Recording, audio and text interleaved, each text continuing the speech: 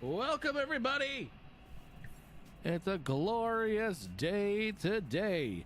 Got some new information we'll be passing along during the stream about the new Microsoft Flight Sim 2024. Yes, the newest one. We have now a revealed date and so on. So once we get up in the flight, once we get up in the air and actually flying, I'm going to go over, we're going to show the trailer, brand new trailer for the new Flight Sim. So yeah, that should be fun. But let's go ahead and get started here.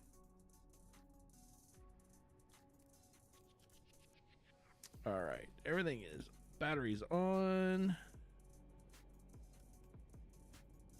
APU's on, or turning on now. So we are in the Horizon Simulations 737-800 or 8. I don't know if it's considered an 800, but it's an 8.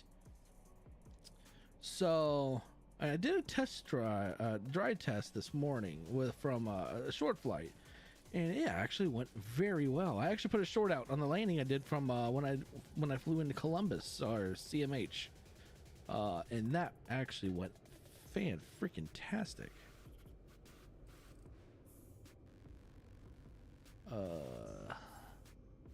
Yes, that's the one I want. Is that the right one? Yeah, there it is. 224 passengers we have on board. Cargo weight's gonna be 18,809 pounds. So we are good to go. Fuel is at 47,463. That is block fuel. Yes, that is correct.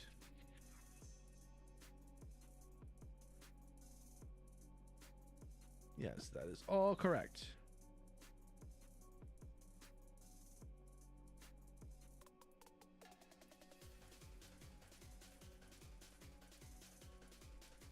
Oh, that's right.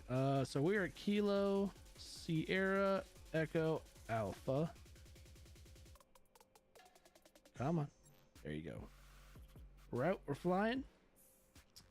Doing, like I said, Kilo Sierra Echo Alpha to Chicago. Just Kilo Oscar Romeo Delta.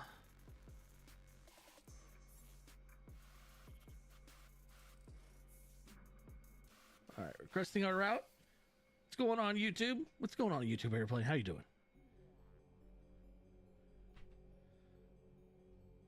Activate. Load. All right, execute. All right, there's route right there. What runway are we taking off on? We are taking off on, let me just bring this up. 16 left. Oh.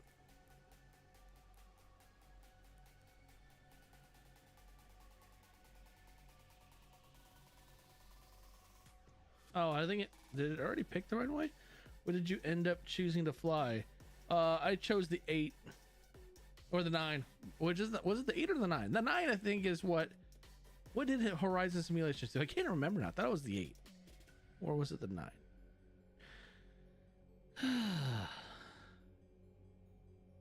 Why can't I request my runway?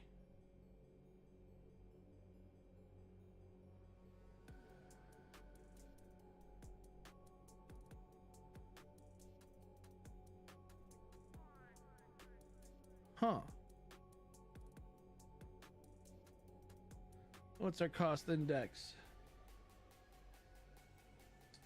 Let's go over here. We'll do. No, that's right. They don't have a tablet on this plane.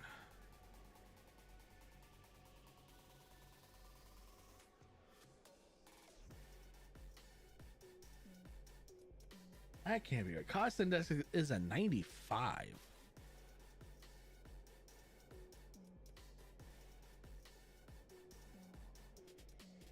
That seems awfully high.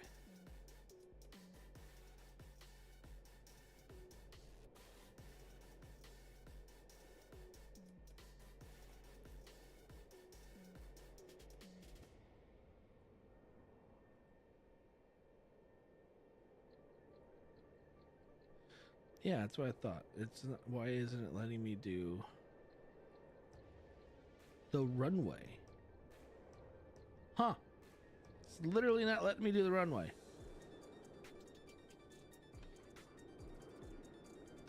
Oh, that's interesting.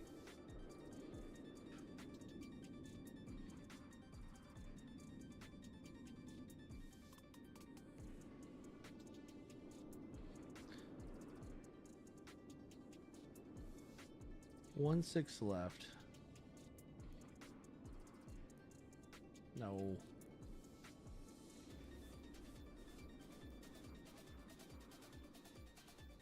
All right.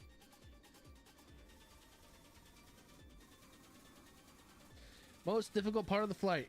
It's definitely not a fun. Not. It can be challenging. I've learned a lot from it, but I've gotten also a lot better at the same time. Let's see. So we're good on that end. Forecast. Let's request our forecast.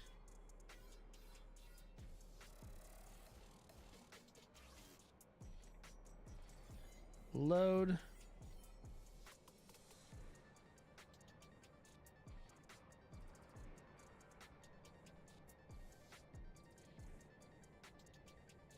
All right, we're good to go. Departure. 16 left.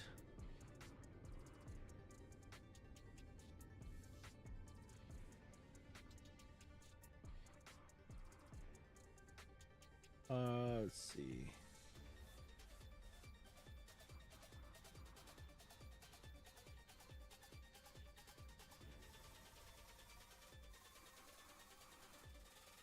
I'll find out if this is right. Oh, that's bad. That's not good. I don't like that departure.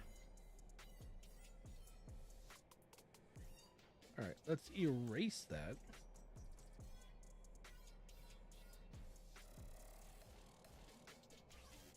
Oh wait, did I put a arrival on accident?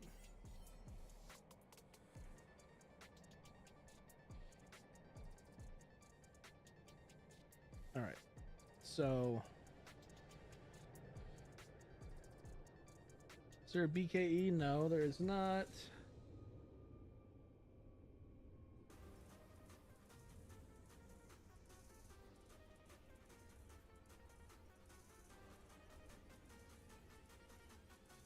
BKE.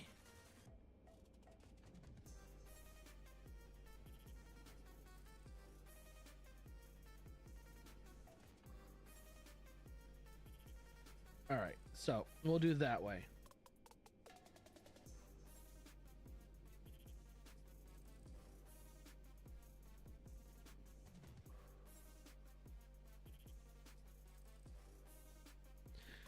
Why are you being... I don't know why this thing's being stupid on me right now.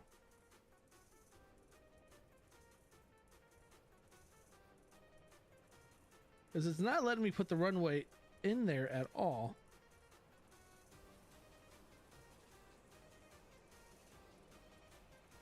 Why isn't it letting me put my runway in?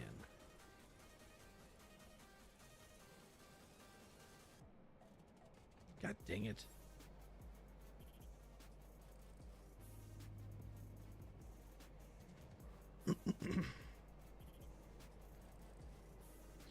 All right, so we'll just, you know what? Screw it. We're gonna hand land the takeoff, or hand take off, with, and then we'll take it to the heading ourselves.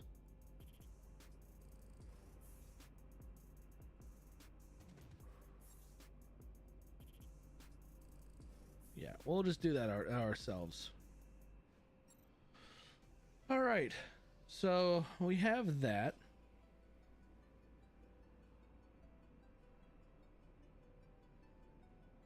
All right.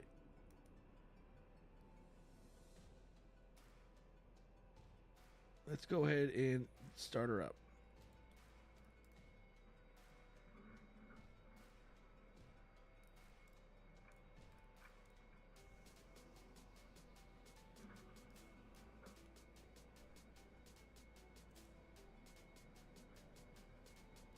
All right, so APU should be on. It is.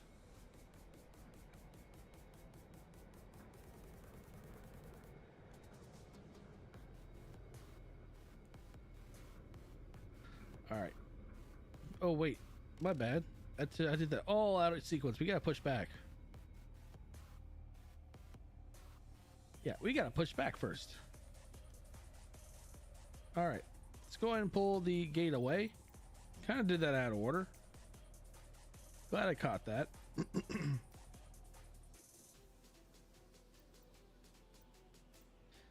Was getting ahead of myself.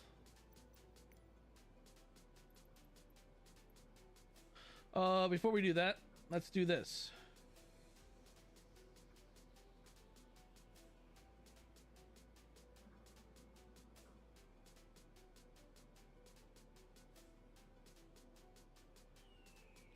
Seattle clearance, American 5672, request IFR clearance. American 5672, Seattle clearance, cleared to Chicago O'Hare Airport. Mountain 2 departure, then is filed. Climb via SID, accept, maintain 4000. Departure frequency 133.65. Squawk 0755. Seattle departure. Departure on Mountain 2. And climb as or departure as followed. Climb via SID, accept, maintain. What? Wait, SID, accept, maintain 4000. Departure frequency 133.65. Squawk 0755. American 5672. I probably jacked that all up. Negative, Mountain 2 departure, then as filed. Mountain 2 departure, then as filed. American 5672. American 5672, read back correct. Contact ground 121.7 when ready for pushback or engine start. Contacting ground 121.7 when ready for pushback or engine start. American 5672. I kind of figured it'd be all jacked up. If you don't have the plane, it won't show it as correct. All right, so Mountain 2 is the SID.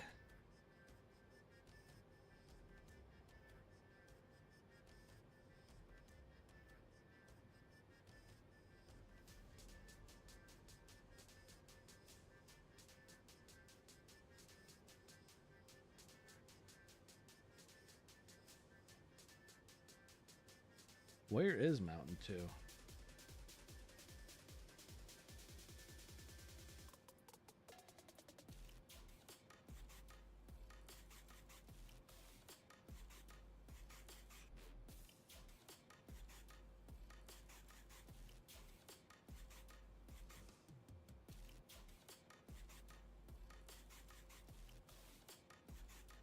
Well, we'll be fine.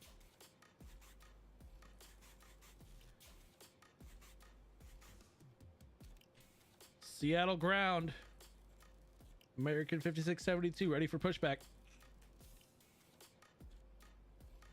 American 5672, Seattle ground, pushback and engine start approved, face southwest. Seattle ground, face southwest, American 5672. All right, southwest.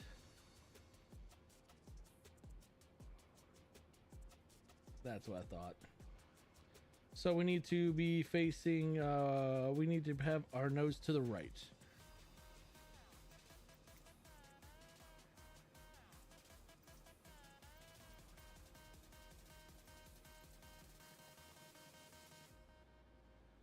All right.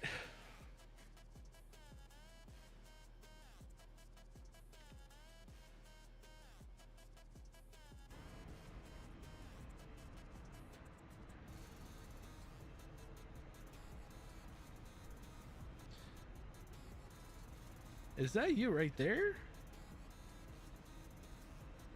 Oh, we got a backup over here on the taxi. Hello, Captain. We are ready for pushback. Is that showing an F-16? That's kind of interesting. I don't know why. It showed everyone else yesterday. Yeah, it showed everyone else turbine in F-16. Is it the DC Designs F-16?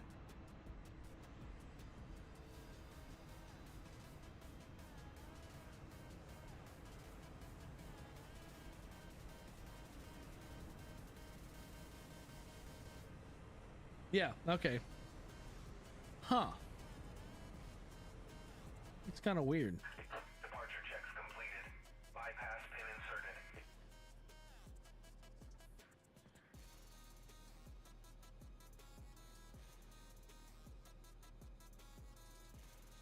I didn't change any settings between yesterday and today.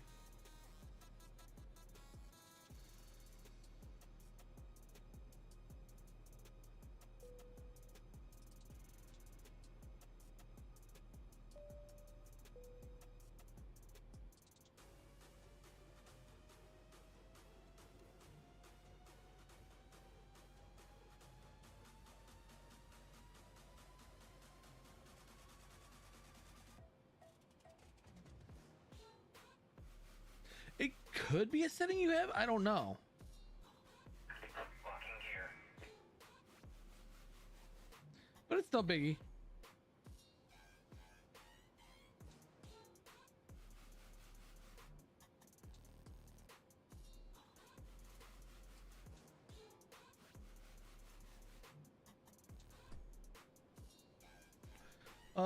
So nose to the right. Release parking brakes, please. Commencing push. All engines clear. Start at will.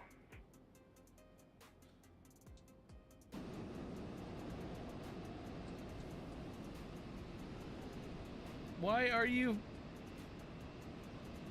I was clear to push. Wait, that's not the right way to push me. I was set to the.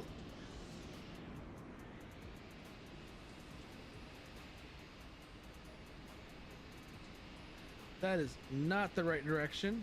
I said nose to the right, not to the left.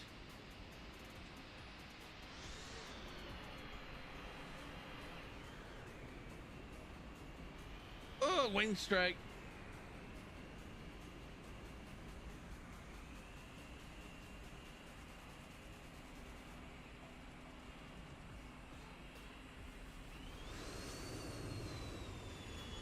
That's fine. It's not a big deal. All right, so that was just a really weird pushback.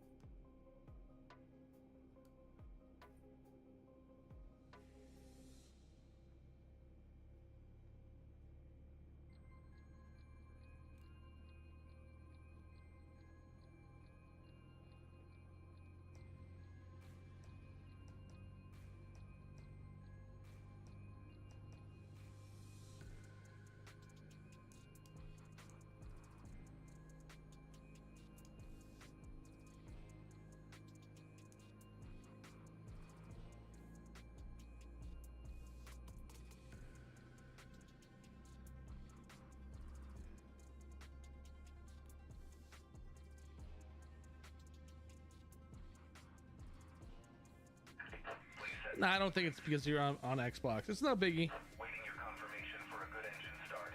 No big deal. I'm just happy to have someone joining me. Ground. We have a good engine start. You can disconnect. Where is this emergency light that says it needs to be turned on?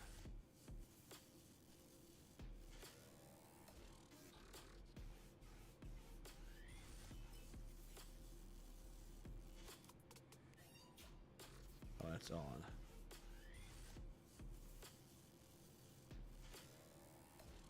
Emergency lights.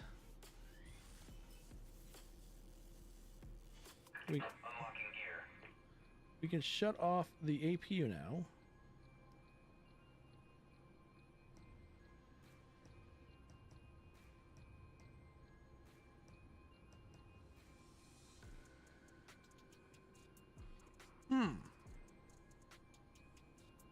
Not seeing anything about emergency lights.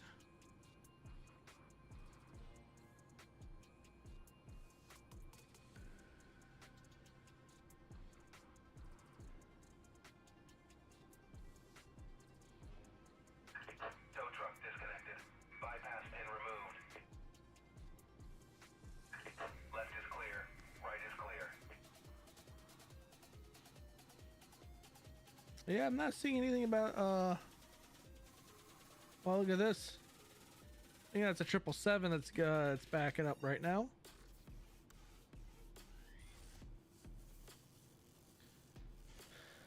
All right,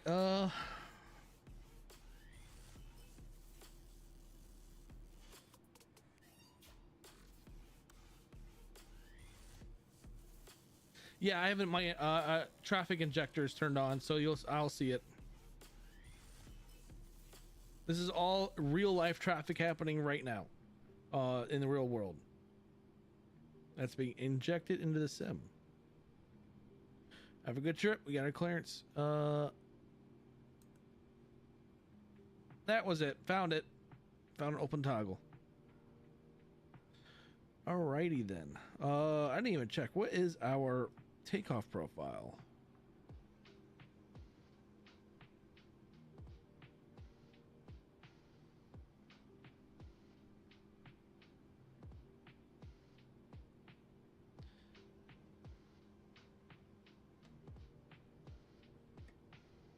Uh, 130 knots is V1. Let's go ahead and request our clearance. Seattle ground. Clearance for taxi. American 5672. I think that was my name. Ooh. American 5672, runway 16 left taxi via Bravo Charlie. Taxiing runway 16 left, taxi via Bravo Charlie, American 5672.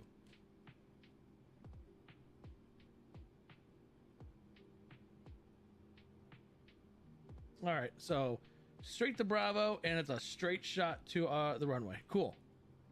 That shouldn't be bad.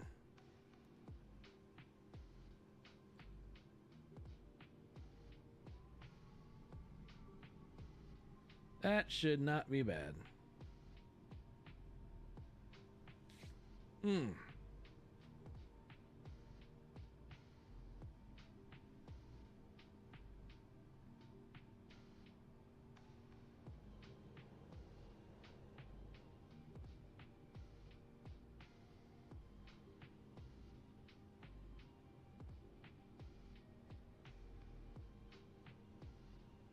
All right, Bravo taxiway is right here.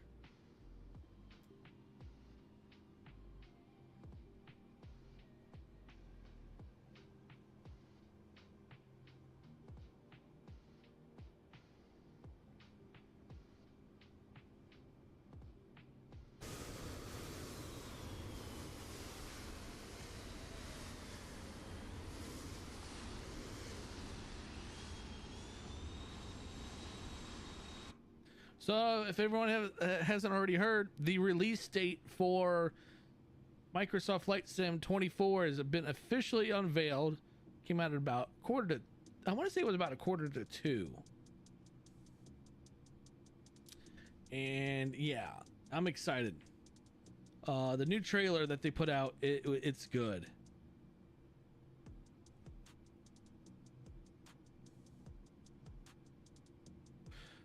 I'm on East Coast server.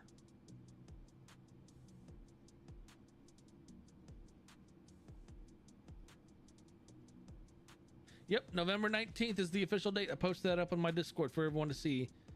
It's the official now. The graphics, the design, everything. You can actually, like, it almost feels like it's a brand new engine. But man, there's like so much to do. And look at my screen here. There's two planes coming in at the same time. You have a plane in front of me. Oh man, I wonder if there's a backup over here. There's got to be a backup. I can't wait till Beyond ATC actually controls the AI like this injector. so you can actually hear traffic, the real traffic. All right, you got Alaskan Airlines taking off. That's the it's the 737. Should have another 737 taking off here shortly. The runway to the right of this runway is actually taking incoming.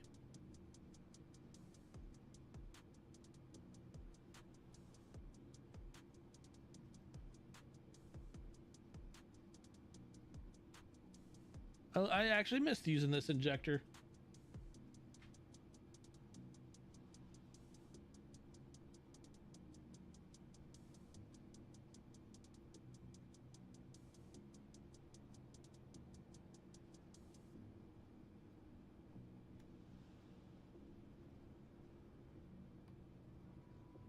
All right, going to flaps 15. Getting a little bit of herky jerky.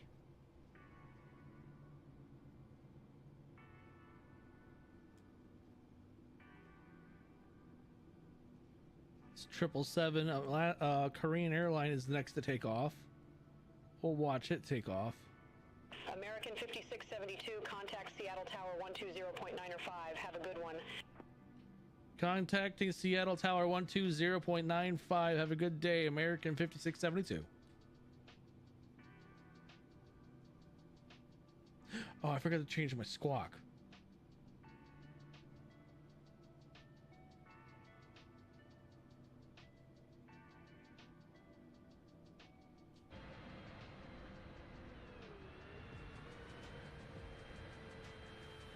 Yep, Korean Airlines taking off. Before we do anything, I want to change my squawk right here. So it's 0755.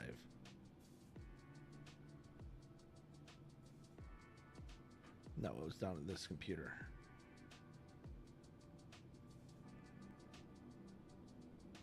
There it is. 0755. All right, there it is. Squawk. That's our transponder changed. Supersonic citation take time. All right. Ooh. All right. We got to let her know. Seattle Tower. American 5672 requesting takeoff. American 5672, Seattle Tower. Wind 180 at 7. R nav to peak. Runway 16 left. Cleared for takeoff. Seattle Tower, RNAV to peak, clear for takeoff. No, American 5672 cleared for takeoff, runway 16 left. Seattle Tower, American 5672 is cleared for takeoff, runway 16 left. There we go.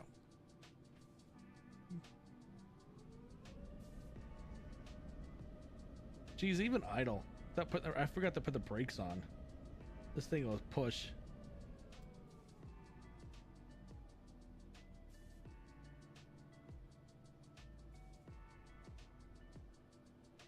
All right, let's go.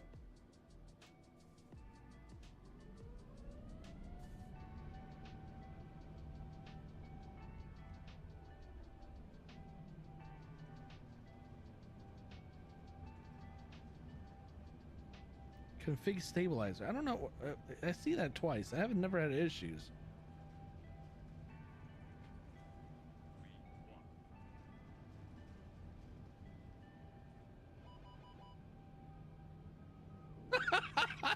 Okay. Hey, they told me I was clear to take off, so.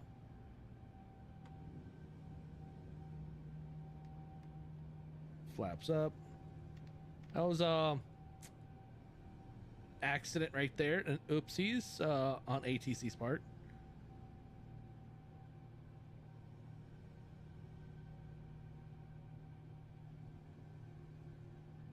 Oh, look at the mountain out there.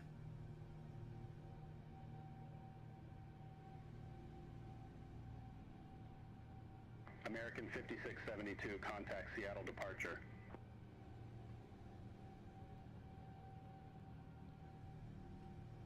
Contact Seattle departure, American 5672.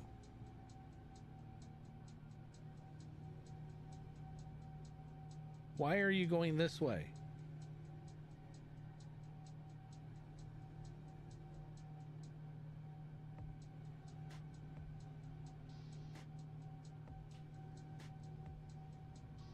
Seattle departure.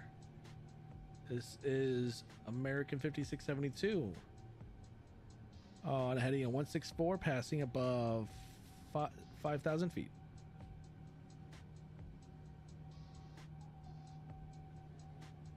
American 5672, Seattle departure, good day, radar contact, climb and maintain flight level 190.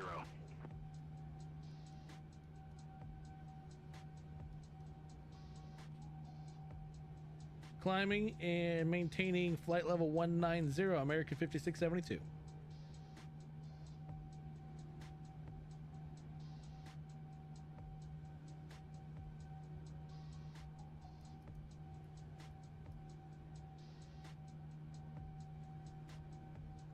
Why aren't you following the flight plan?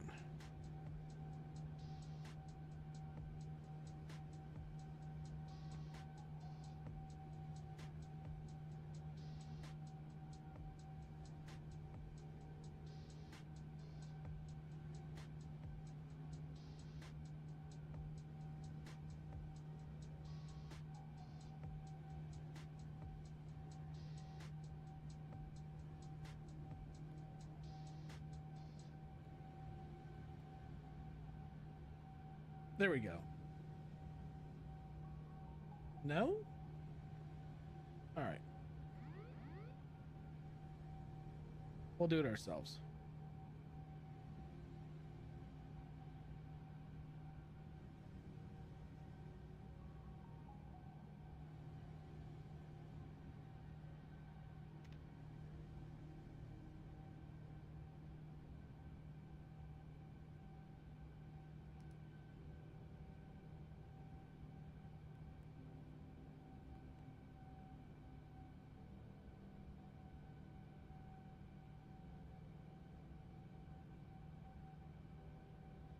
What's going on, Turbine?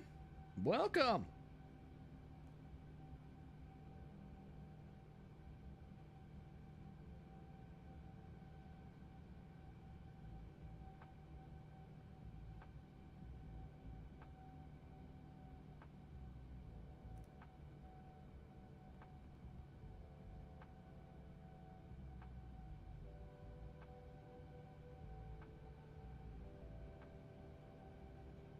All right. I think we got that straightened out.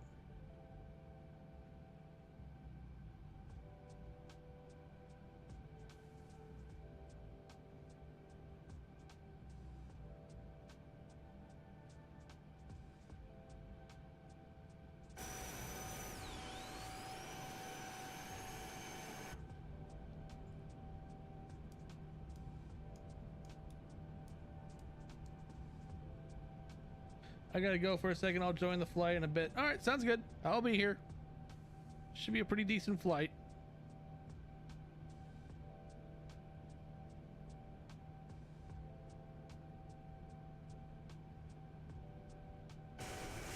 American 5672, contact Seattle Center 128.5.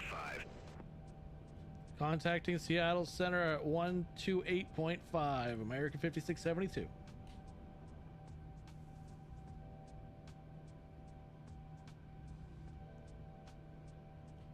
Seattle Center, American 5672, on a heading of 050, passing above flight level 170.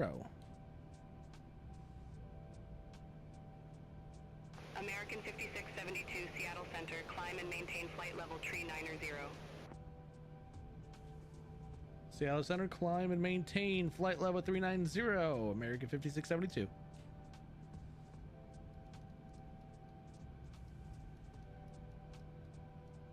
All right, 39,000 feet.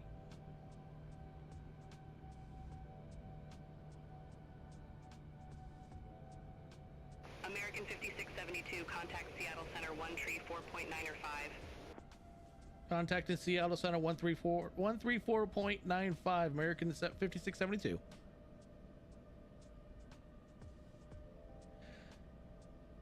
Seattle Center, American 5672. Heading 050, passing above flight level 190. American American 5672, Seattle Center, roger. Got a little beyond ATC.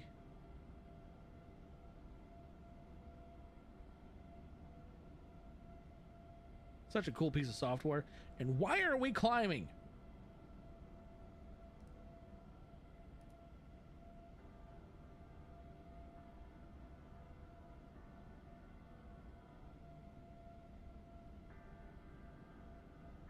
We'll just go by, we'll see what the flight plan does.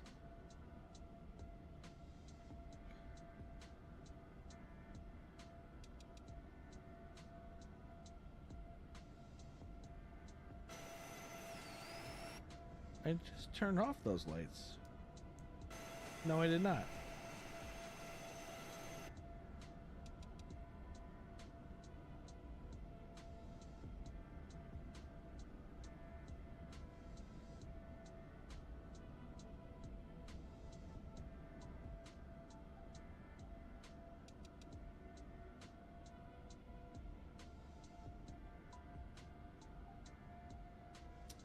I am picking up the traffic. He is, so our little buddy here following us, Mr. YouTube Airplane, is showing up on our radar. He is showing up and is alerting us that traffic is in the area, which I think is pretty cool.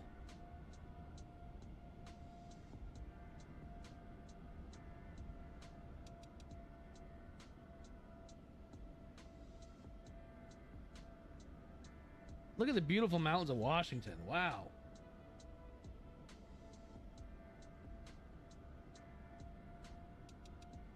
We should be picking up altitude here soon.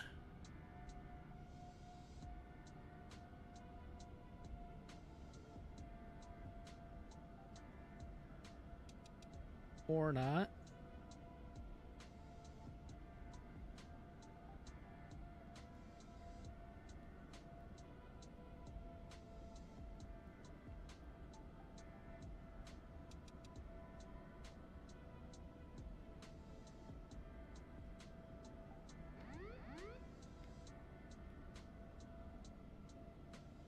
American 5672, contact Seattle Center 120.3. Have a good day. Contacting Seattle Center at 120.3. Have a good day, American 5672.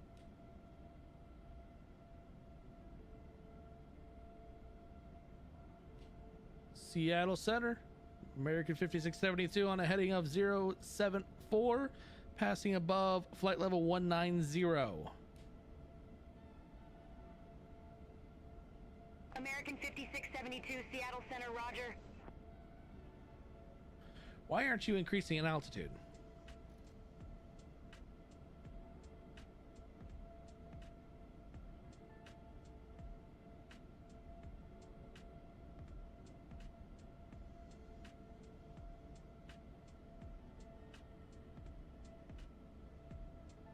This thing is not wanting to increase in altitude for some reason.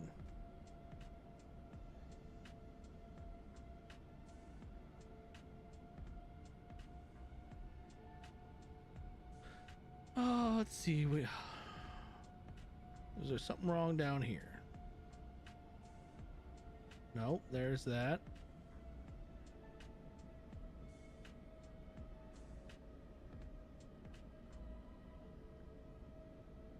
Showing all correct.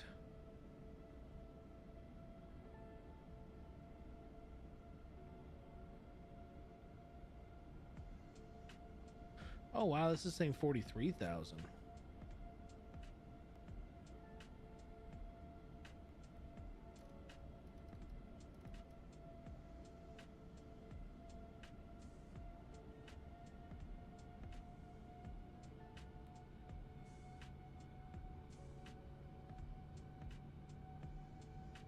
Cool, we'll just do it manually then.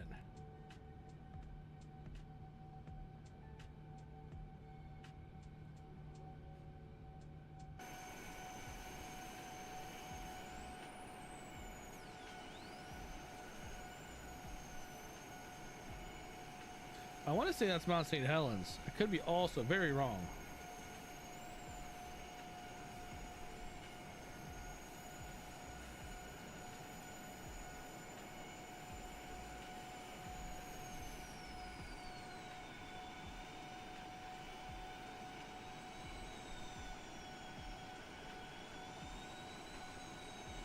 And I was hoping that Volante would say something, but it doesn't.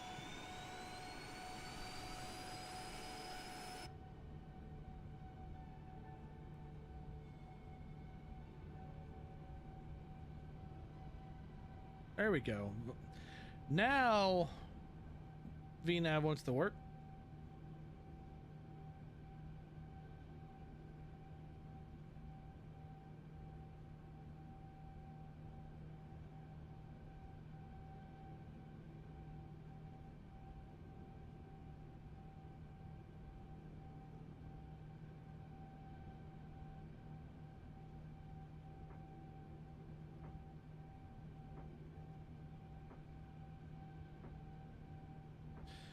It's a good day to fly.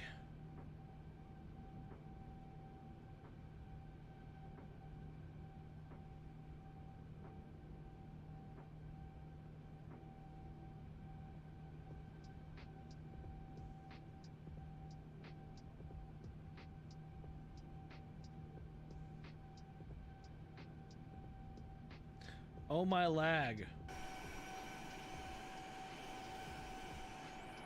American 5672, contact Seattle Center 132.6. Contact Seattle Center at 132.6. Americans 5672. Have a good day.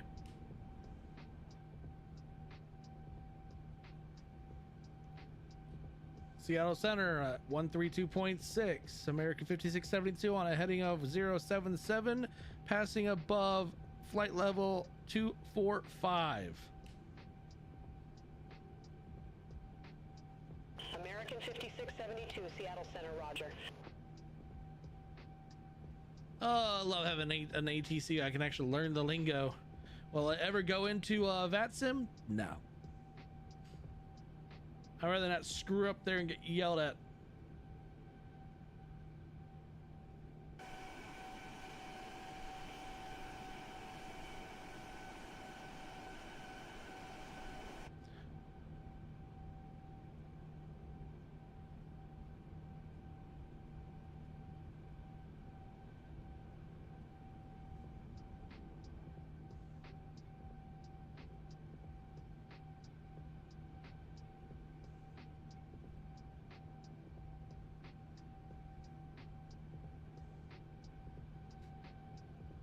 Oh, yes.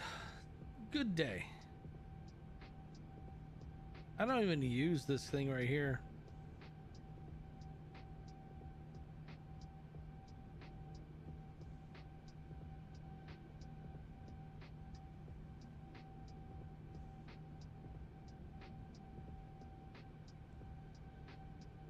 Looks like we're gonna be, hopefully, yeah, we should be passing above this rain. There's a lot of rain we're gonna be going over.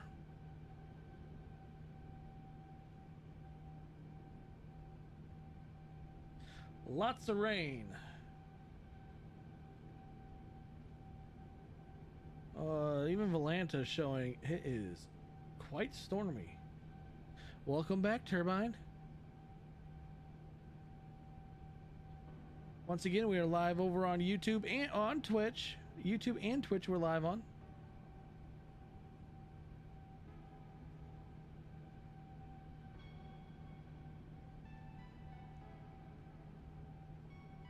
Turbine, you've heard me use the Beyond ATC app, haven't you? No, I just had someone fly through me.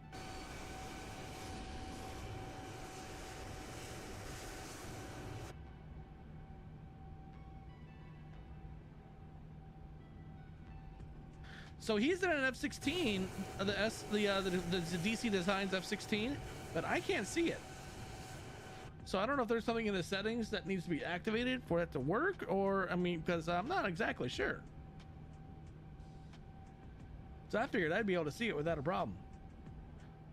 Yeah, that lag, geez, he just like popping in and out. All right.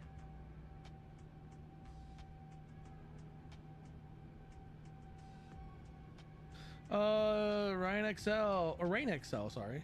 Hey Steve, back again. I just wanted to ask if you had any fun Army stories to share with us. Well,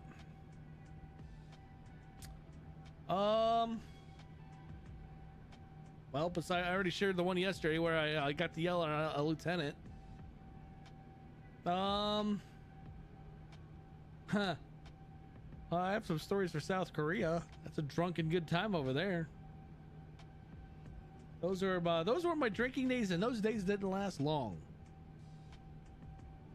There are certain areas of Korea, though. American 5672, contact Seattle Center 126.1. Contacting Seattle Center at 126.1. American 5672. Have a good day.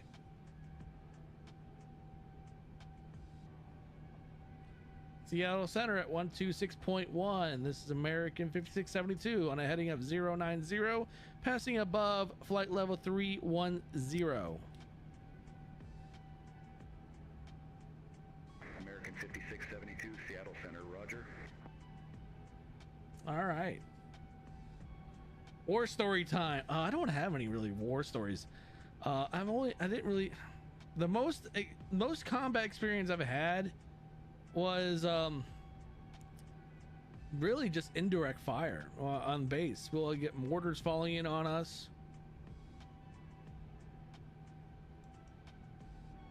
and then we just have to go seek refuge somewhere, or in the bunker. Essentially, half the time we didn't want to move to the bunker because it's like, you know what, if we get indirect, I'd rather die in bed than in a freaking concrete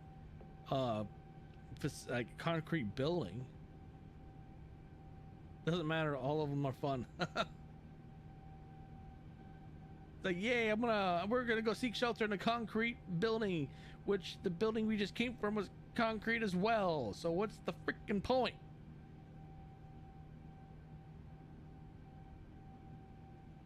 All right, we are above we're getting up there in altitude, so our flight level we need to get to is 39,000 feet. That's our clearance from ATC.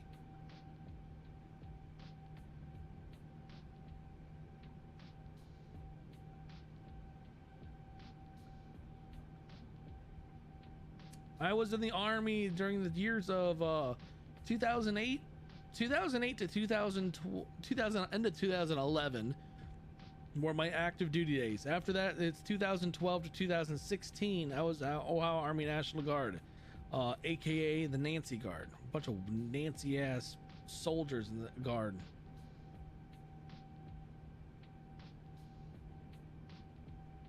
What's your favorite Army made dinner or lunch? If so, what is it?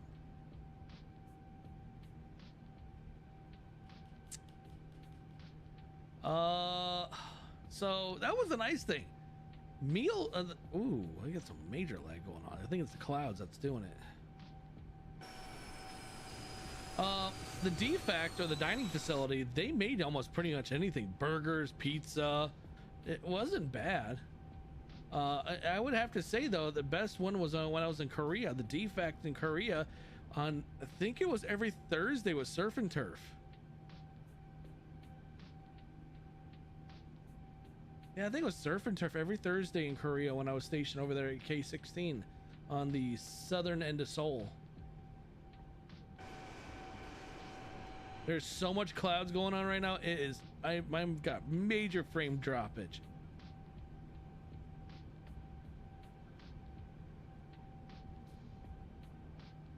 Oh my goodness, the clouds are so thick it's killing the computer.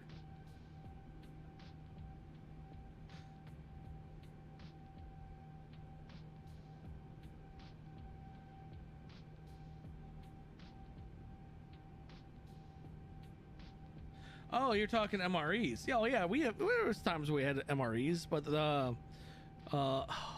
none of them are good. Put it that way.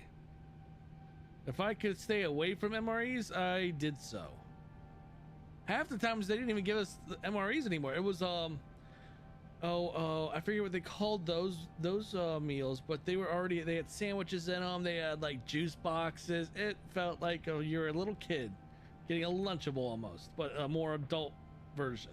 Like you had your turkey and ham, your ham and cheese, and stuff like that.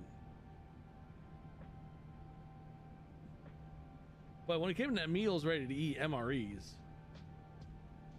it was let's see, I'm applying to the Air Force and Naval Academy next year. I'm currently in high school and I want to fly in the military.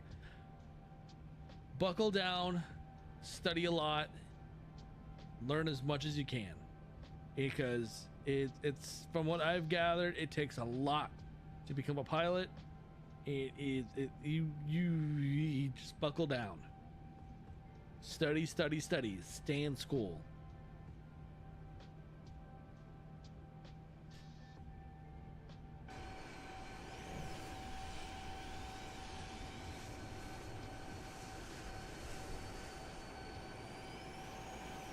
I really wish I would have applied. I went to the Army right out of high school. Instead, I waited until I was about almost 21 years old. Then I joined the Army.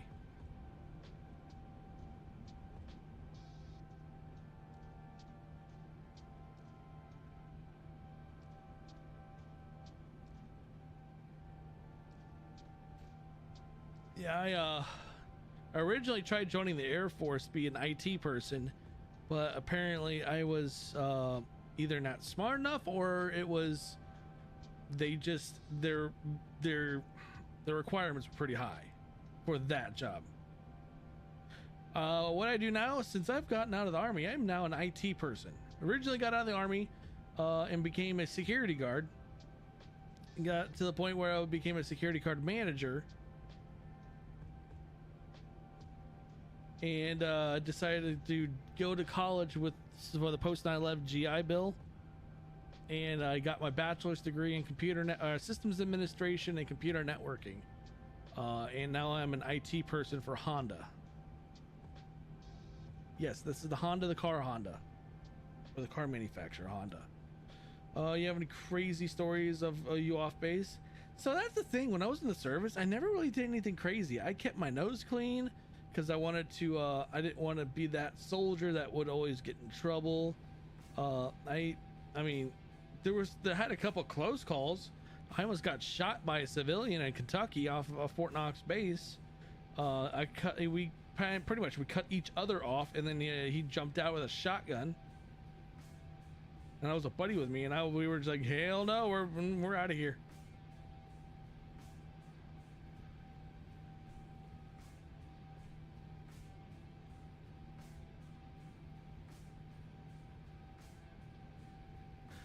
Oh, let's see.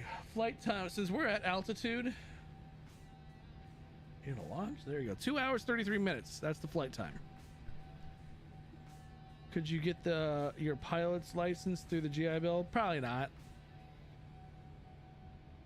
I honestly don't know, but I don't think so.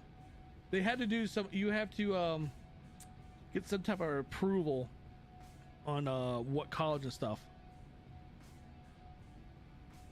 Yeah, well, I mean, road rage is a big deal in Kentucky, apparently. Or any type of road rage that happens, you run.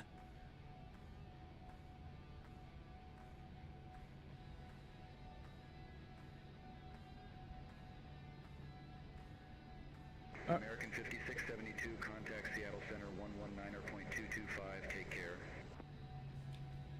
Contact Seattle Center at 119.225. Take care, American 5672.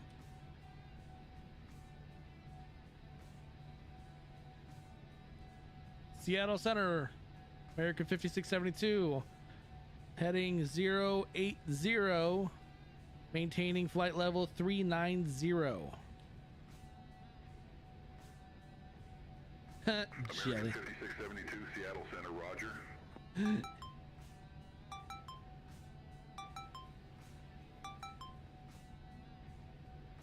My premium characters are low.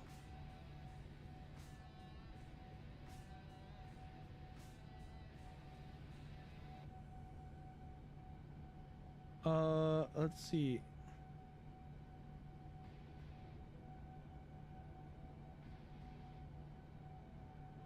I know I'm asking a bunch of food questions, but what was the first thing you ate while in the Army? What was the first thing? I don't know. Geez, that's so specific. I really don't know. I mean, that was a long time ago. That was almost coming close. It's actually a decade and a half since I've been since it's almost been a decade since I've been in the Army, but it's been since I joined the Army. It's been almost coming up on a decade and a half. I tell you one thing to stay away from when it comes to MREs. Do not get the omelet. I did basic at Fort Jackson, South Carolina.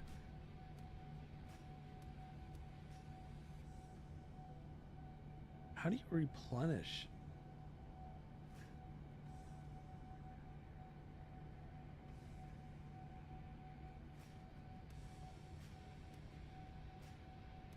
How do you replenish your...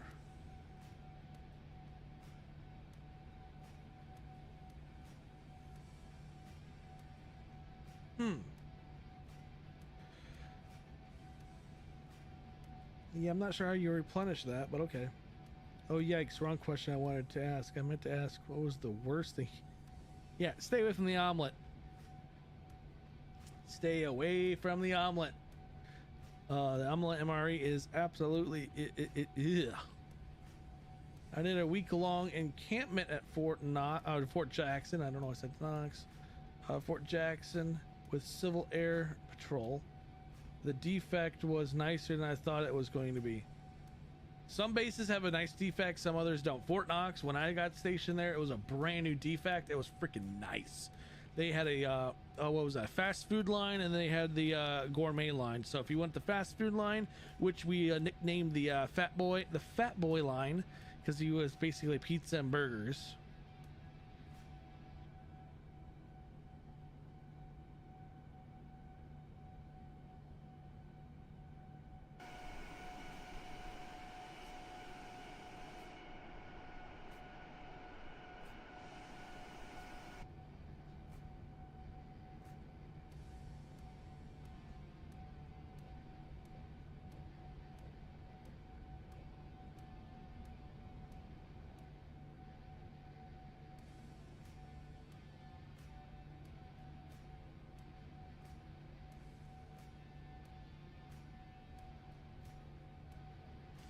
All right.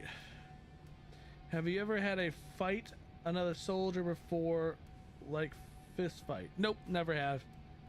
Nope, never did a hand-to-hand combat. We did hand-to-hand combat training, but well, no, I take that back. I kind of did when I was in South Korea, where I was going for combatives training. There was a lieutenant that didn't really much like me. During training, he gave me an arm bar. American 5672, contact Seattle Center 123.905. Contacted Seattle Center 123.95. American 5692. Have a nice day. 72 actually. Seattle Center, American 5672. Heading 081. Maintaining flight level 390. These questions. 5672, Seattle Center, Roger. Yeah, there was a lieutenant that gave me an arm bar during training and took it a little too far and dislocated my shoulder. It put me in a lot of pain. I blacked out, and apparently when I blacked out, I broke his eye socket. So I didn't get in trouble, but that lieutenant got in trouble for doing what he did to me. I was just kind of I guess you could call it blindly defending myself since I blacked out. But yeah, these questions. Gas turbine's like, these questions, LOL.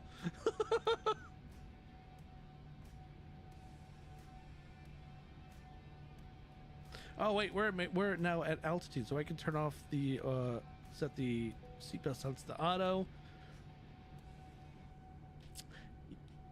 You are now free to move about the cabin.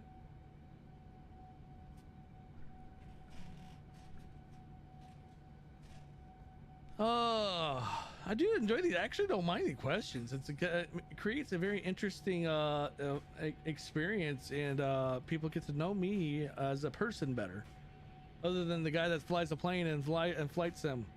Oh, that's what I was gonna do too. Stand by. I'm going to do something. We are going to check something out.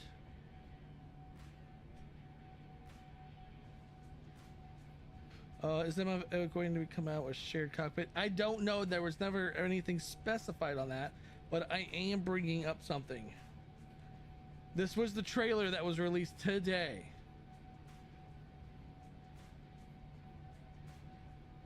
Let me bring down the... Pause the music.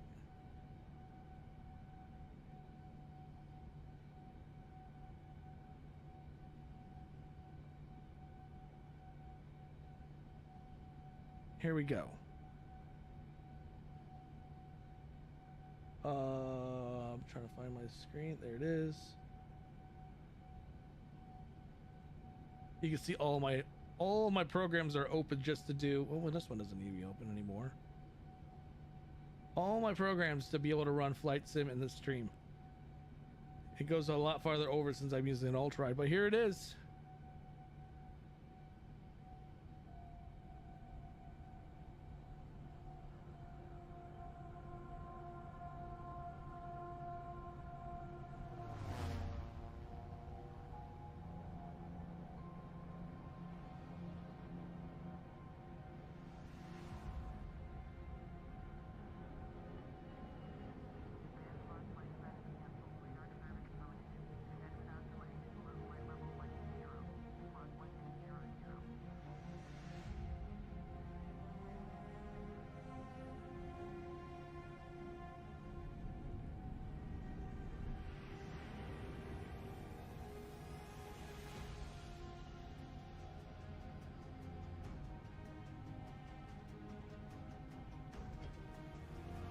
That is cool. I'm looking forward to that.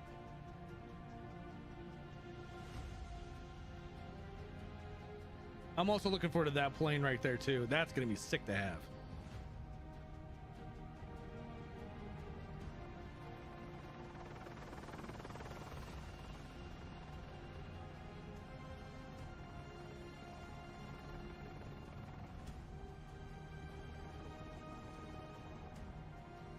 I'm looking forward to finally that coming out.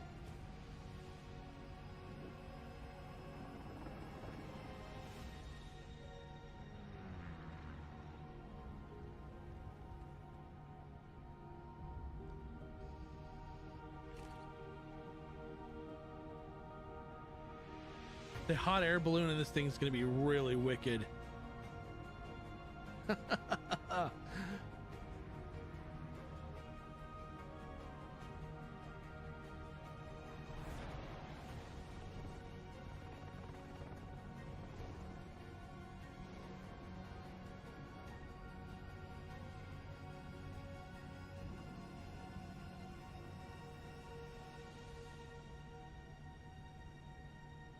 You're pulling 9 G's in a hot air balloon.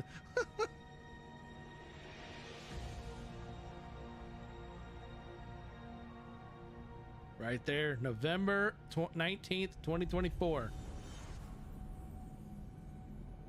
Day 1 on Game Pass. I am stoked. I'm excited. I really want it now.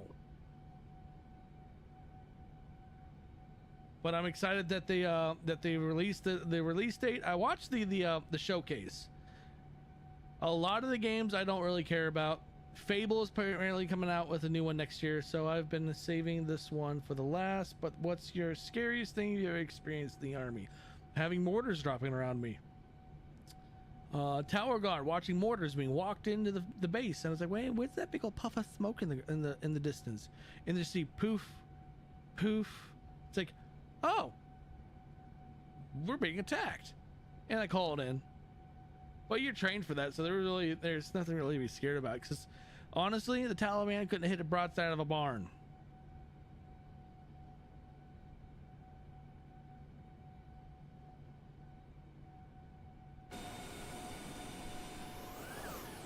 Yeah, what the heck happened? Whoa, okay. Why is everyone not in... What the hell happened to my game? Why am I not seeing the right planes?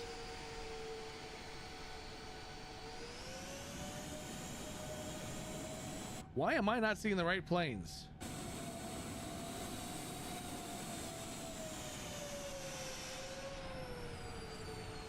Are we doing a mating ritual? No, I'm just kidding.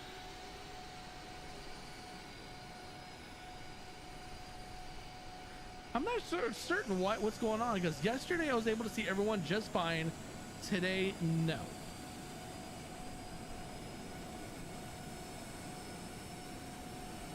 I'm in the F-35. Okay. Yeah, I'm kind of curious on why I'm not seeing the planes. There was no settings change on my part. And you're in the Tomcat. So it's on my end, but like I said, I've never changed any of the settings. So I'm kind of concerned about that.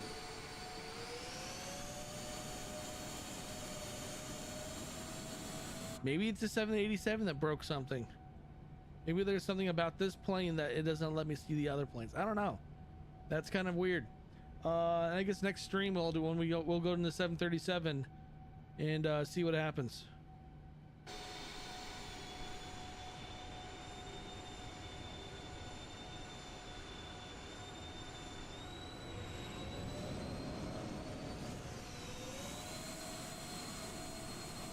I didn't realize there were so many people that were flying with me right now. That's kind of funny.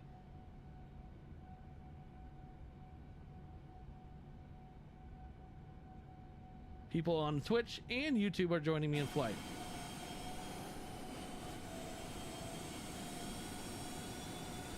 All right, so 2 hours, 20 minutes.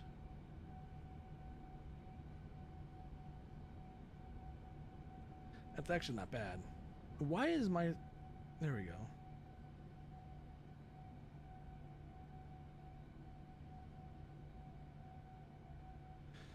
Oh, let's see.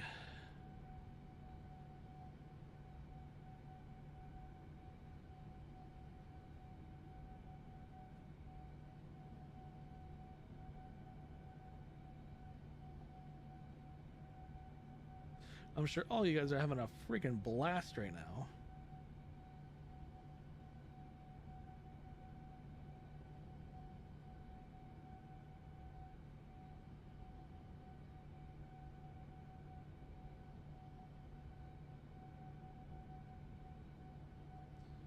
Let's see.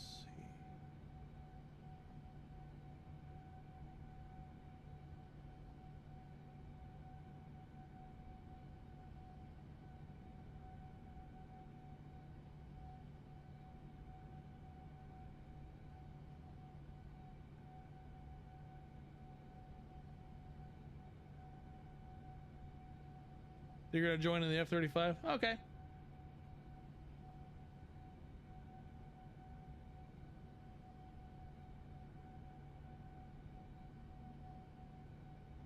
I'm just checking some things out. I was checking what... Oh, we got is that traffic all around us? If you look down here, 1, 2, yep, right there. Should be 3 marked, maybe 2, because everybody just switched over. Meatball, what variant are you in? Oh, okay, you're asking.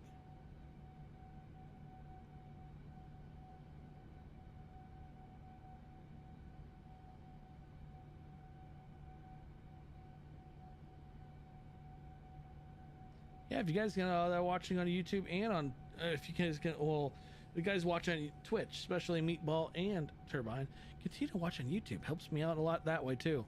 Double watch. I know it's kind of, I don't want to ask too much. I don't want to be that annoying person.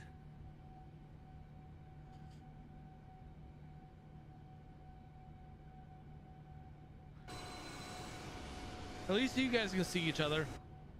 I get to see nothing. I get to see just 2 Lear jets and basically American 5672, contact Salt Lake Center 133.4. Contacting Salt Lake Center 133.4, American 5672.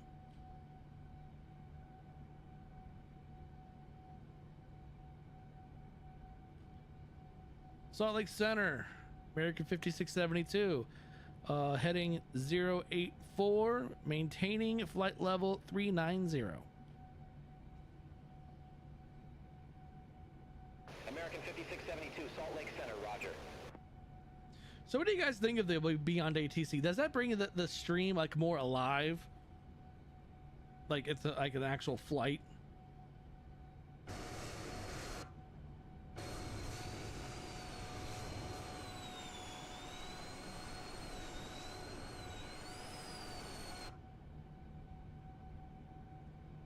Kinda? Nah.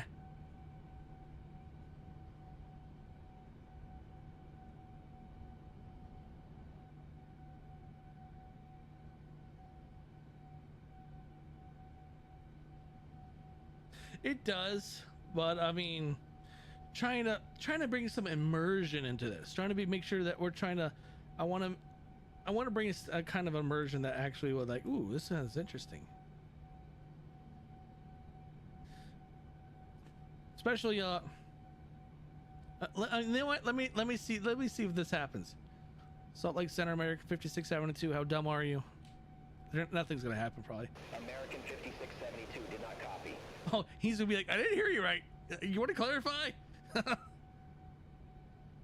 Do you want to clarify that before we go any farther?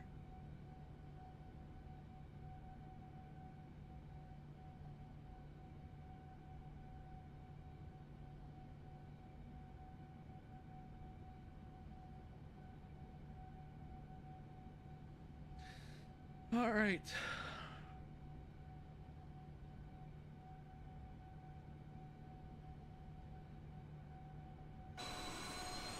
Yeah, I really don't know what broke in the sim.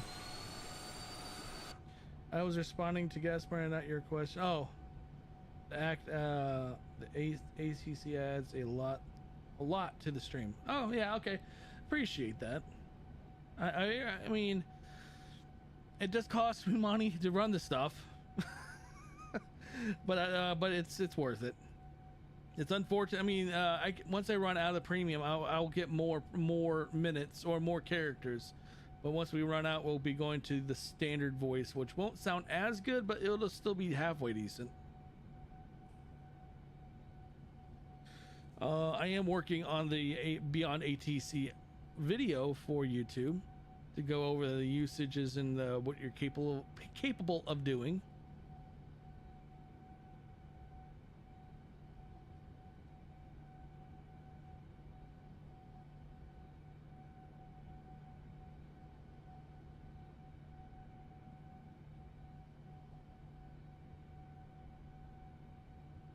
A little bit of turbulence going on.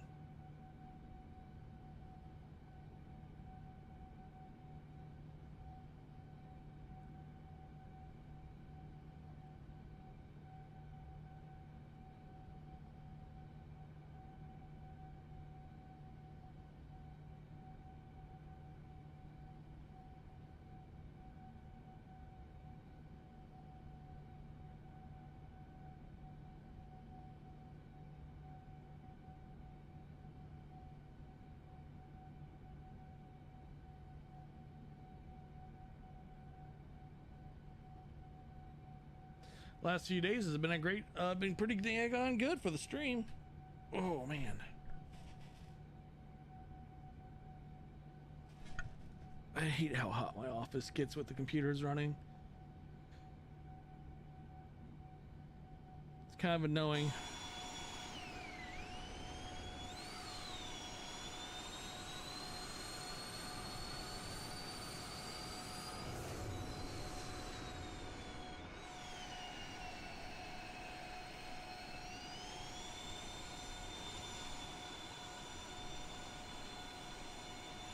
I'm kind of curious if maybe the injector's messing with things.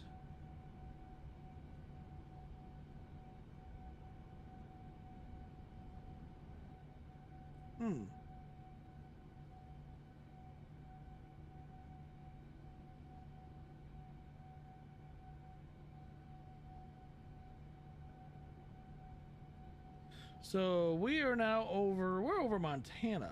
We just crossed into Montana from Idaho.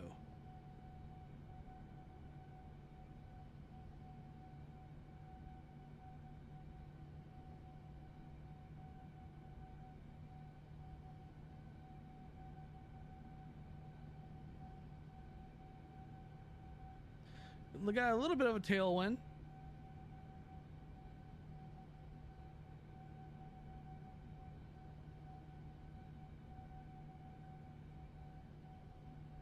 Yep, got a little bit of tailwind.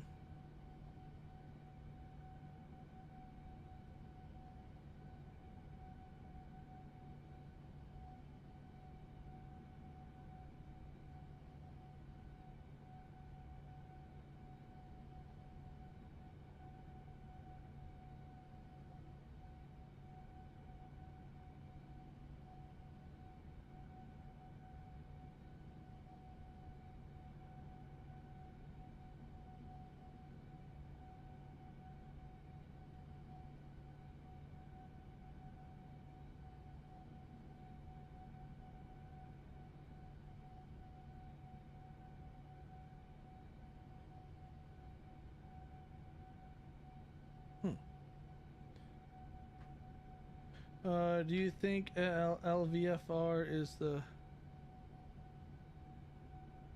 I don't know. I don't know.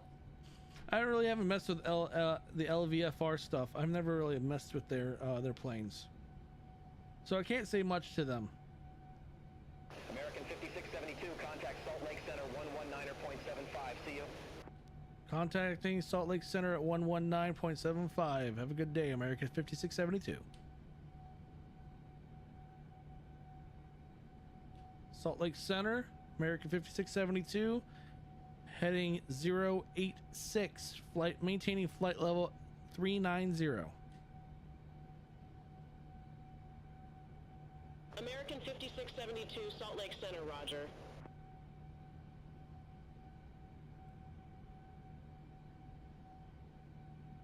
So let's see if we can get some more likes on the YouTube side, because I would love for if we can get more likes on the YouTube, we can start hopefully we can get more and more people over to the or get at least have YouTube algorithm take over and spread it around a little bit more.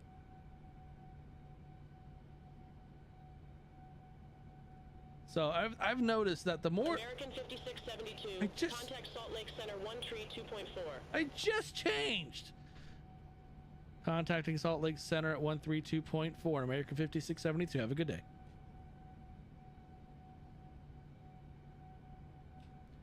Salt Lake Center, American 5672, heading 086, maintaining flight level 390. American 5672, Salt Lake Center, roger. Yeah, I noticed that the trend is if you get the more likes you have on a video with YouTube, the algorithm tends to spread it around more. It's annoying, but it also kind of makes sense.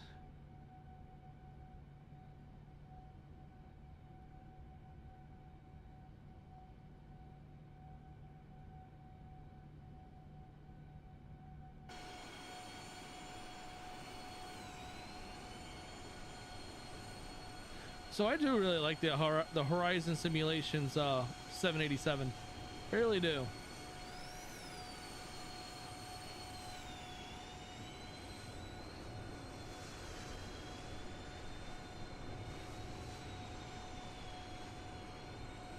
So I use the Turtle Beach Velocity 1 flight stick.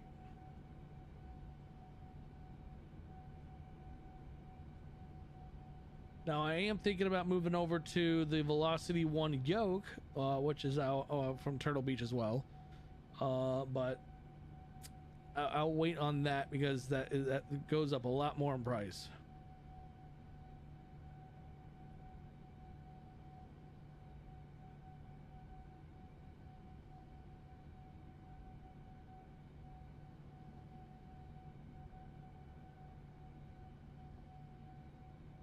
I just got the Airbus side stick from Thrustmaster and I love it.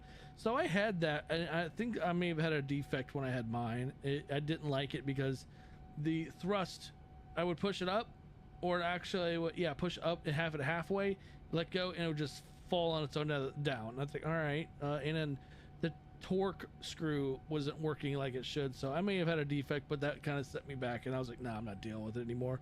And I just went over to this to the Velocity 1, which this thing's been pretty reliable. I've enjoyed it.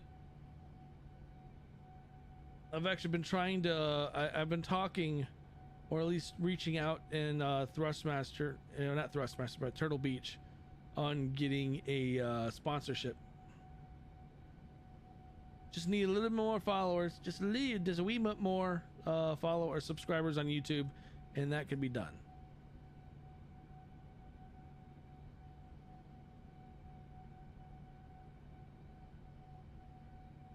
Yeah.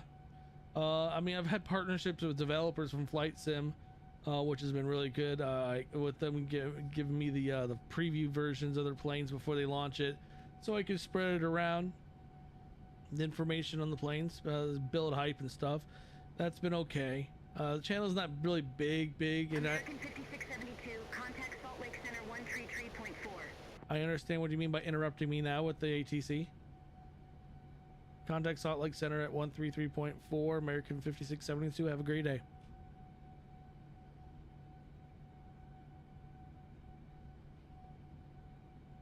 Salt Lake Center, American 5672, heading 8087, maintaining flight level 390.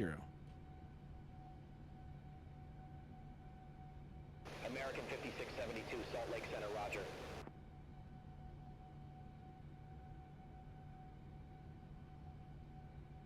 Well, yeah, I haven't really been active enough on the channel. Yeah, I'm close to 3,000, and I'm getting about on average like 6 to 7, maybe 10, depends on the day and how active I am. But lately, since I've been active for the past like week, I've been averaging like 15 subs a day on YouTube.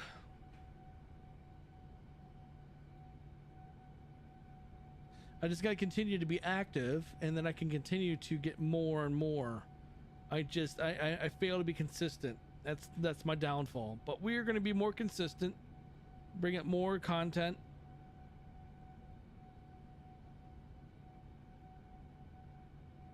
Bring on new people. I mean, clearly YouTube Airplane, you're brand new, and so far it seems like you're really enjoying the channel. I know Gas Turbine and Meatball have been here for a little bit.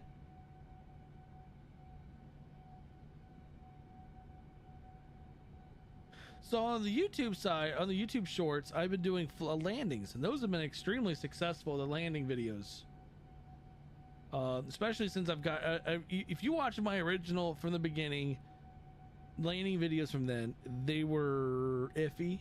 But if you look to the progressively till now, the landings have gotten a little bit, have gotten substantially better.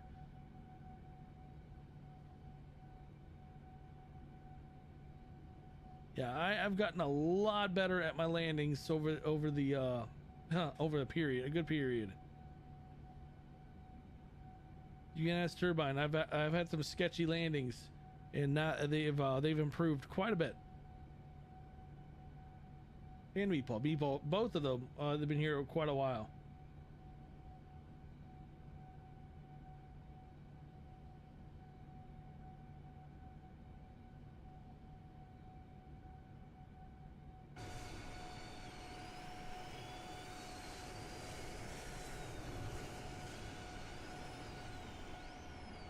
I hear one. There's one back there.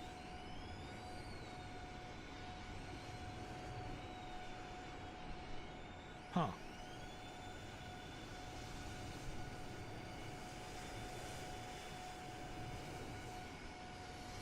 Oh, there you are. Yeah, that's the unfortunate part about Xbox. Can't really do a lot of recordings on there.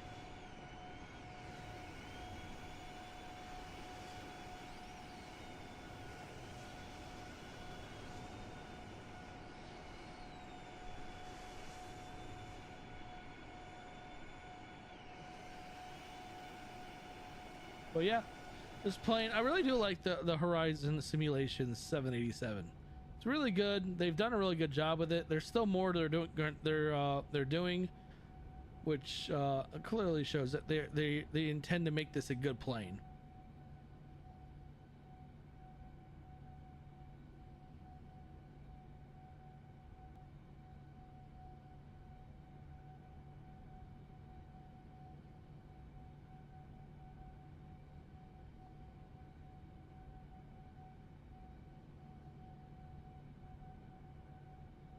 I watched your super carrier video and that landing was rough. Yeah, I can yeah, those were pretty rough landings then. Never really been good at carrier landings. I'll try, but I'll probably end up failing.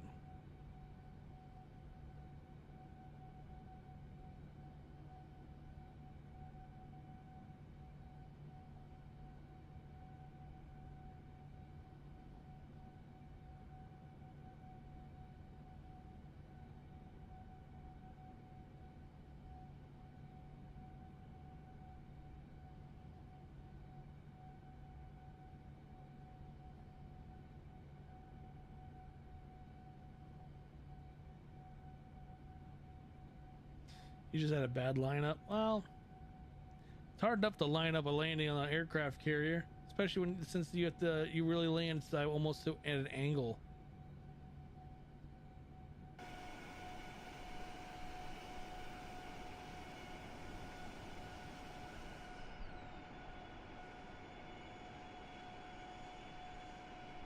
Oh, Turbine, Meatball, if you're both still here. I don't know if you saw on Discord. I did a mock flight from Atlanta to Columbus this morning in this plane specifically. Did you see the landing rate I posted from that flight? A lot better than I expected because that landing was sketchy. I actually almost messed up.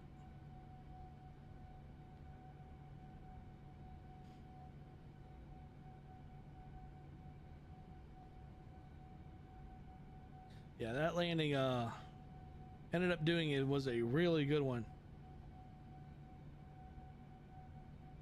And that was a hand land in the 787. Hand landed that thing. I was actually kind of impressed at that.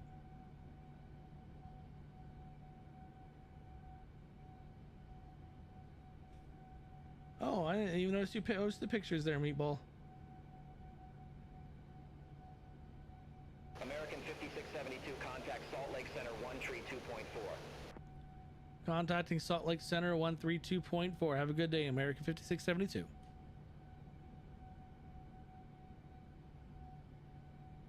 Salt Lake Center, American 5672, heading 089, maintaining flight level 390. American 5672, Salt Lake Center, roger. That was just the same guy, wasn't it?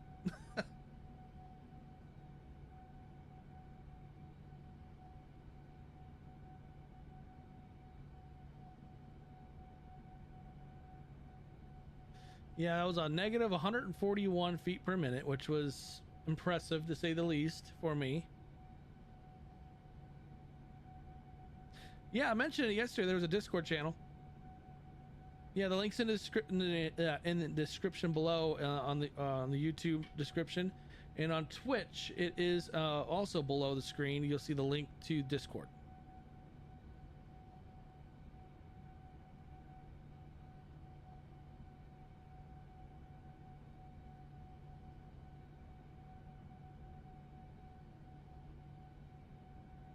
Yeah, I have a page on the Discord where you can post your landings.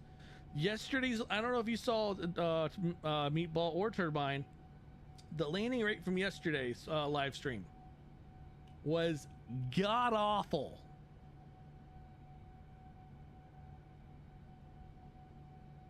I mean, that was that that landing rate was that's like a combat landing at that point.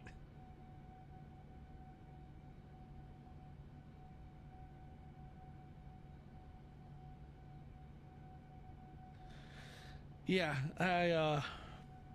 yeah, it was a textbook landing. Yeah, right. A negative one. It was a negative 1,100 feet per minute. Textbook, huh?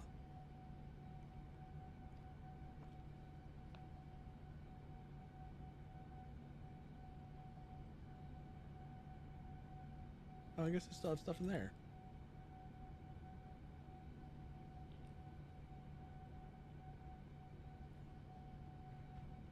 I wasn't shy though. I still posted the landing rate.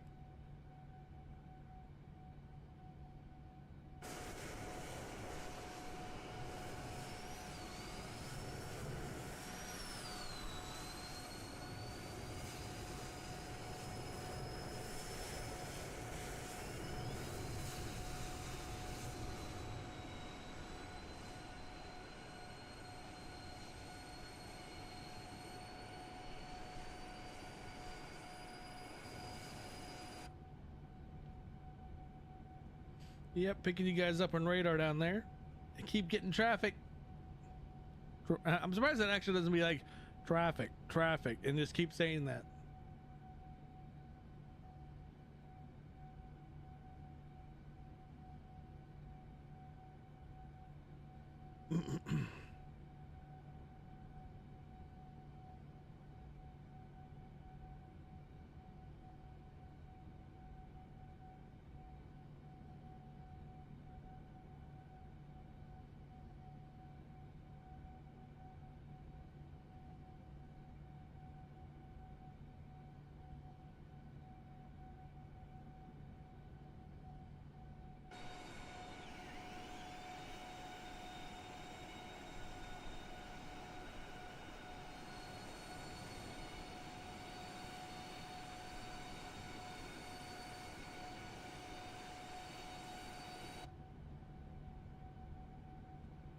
I know you do iRacing. Do you watch NASCAR at all? So I used to do iRacing, but no, well, yeah, I used to watch NASCAR.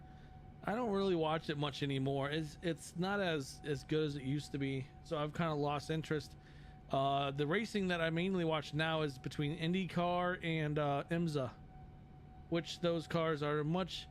I find road course racing to be more technical and more challenging and much more what's the word I'm looking for? Entertaining. Plus, since Harvick left NASCAR as a racer, not much interest anymore.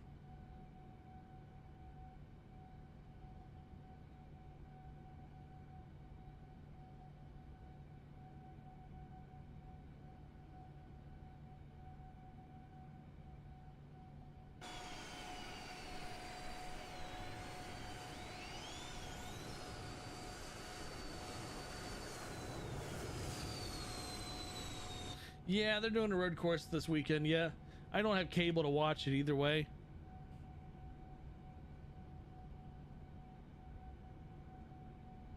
So there's a YouTube channel out there that hold on. Man, it's hot in here. What is the temp in here? Not warm. I mean, not cold. It's like mid 70s, and I keep my apartment about 65. So, yeah. I'm a cold weather person. I love the cold, but yeah. So they're at Sonoma. Yeah, but they do the classic Sonoma. They don't do the one with the Sonoma Raceway, the layout with the carousel like they used to. Yep, that was I was a diehard Tony Stewart fan. That's why I joined. I was following Stewart Haas Racing, and now they're disbanding because well, Tony has been pretty successful so far in drag racing, which, you know what, I don't blame him. His focus is completely different now. He's not as focused on NASCAR, and he's been pretty straight about it. He's like, yeah, I don't want to. He doesn't want to leave them out to dry, or leave them. They don't want to leave a team in place that gets poor leadership, and that's why they're closing.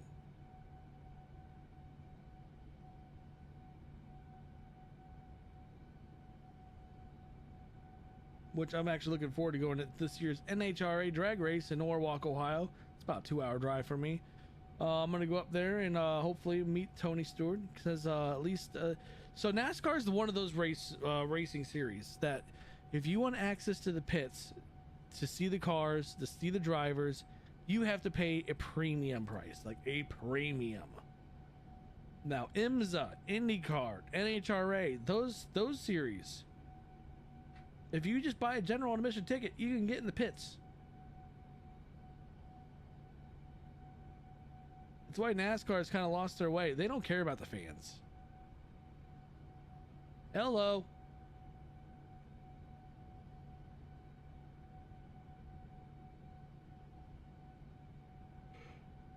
I have a signed helmet from Kevin Harvick, and also I have a signed diecast car from Harvick as well. The helmet's actually right here. Put it on display for the stream.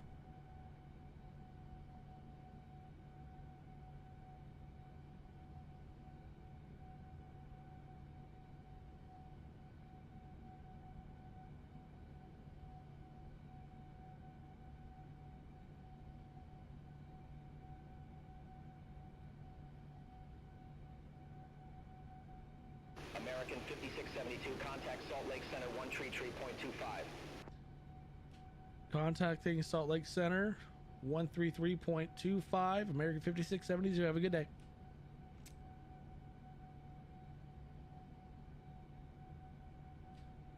Salt Lake Center, American 5672, heading 091, maintaining flight level 390. American 5672, Salt Lake Center, roger. Oh, Kyle Busch fan, huh? The guy that likes to start fights.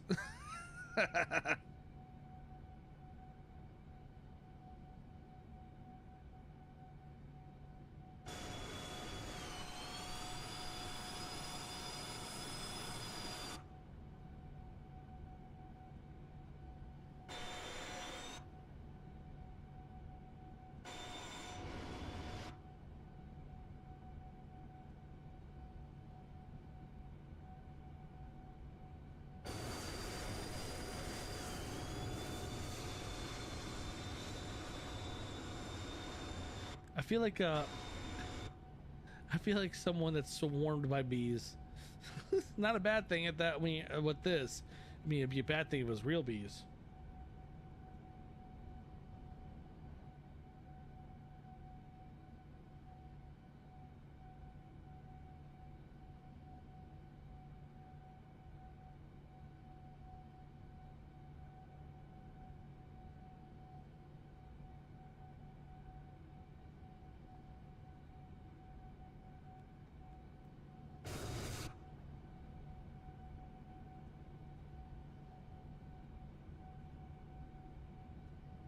All right, let's check something.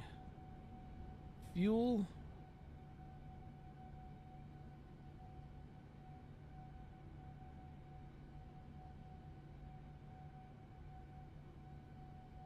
Still good on.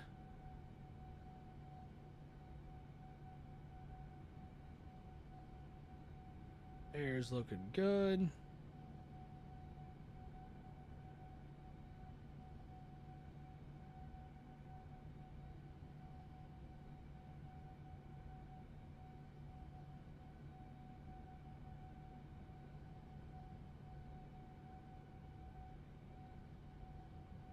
Yep, we're still looking good.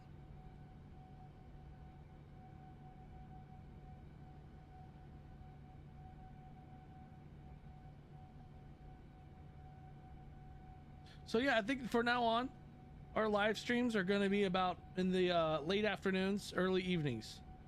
I've seen that I've been getting more in the past few days that I've done that. It has been a little bit more receptive, and people show up more often. Now, I feel like at least that's my time. I'm saying like evenings. I see more people. Now, if I do my time at like noon, it wasn't really that productive. No one really showed up. So, but I've been seeing definitely an increased presence with the time I've been doing now.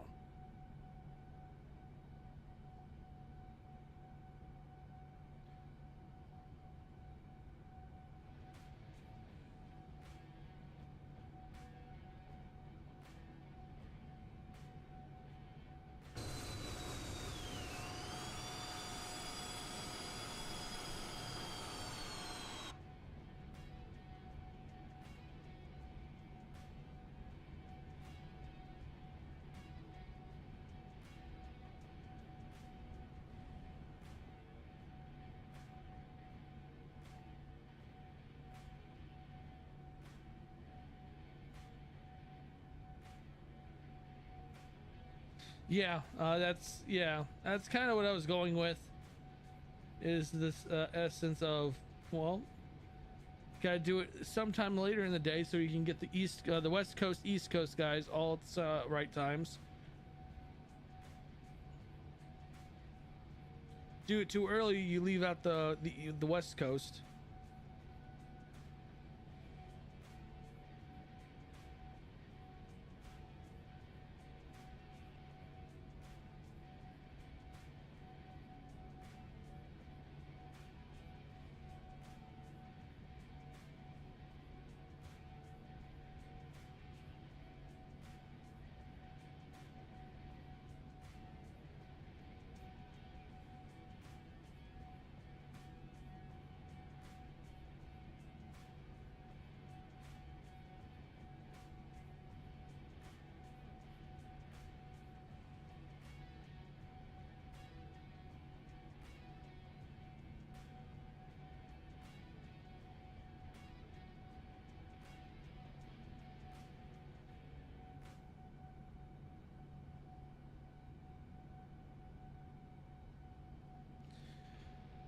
right, so what are we looking at? We're about an hour and 45 minutes out.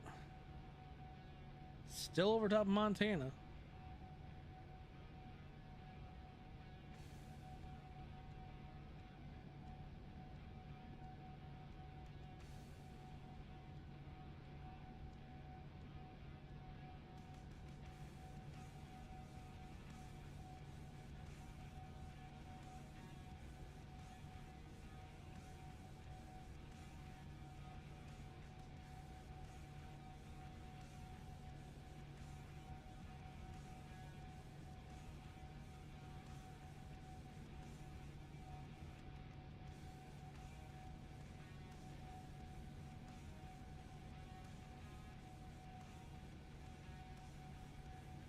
Yep, a lot of mountains. It's part of the region. This is the part of the country I would love to live in.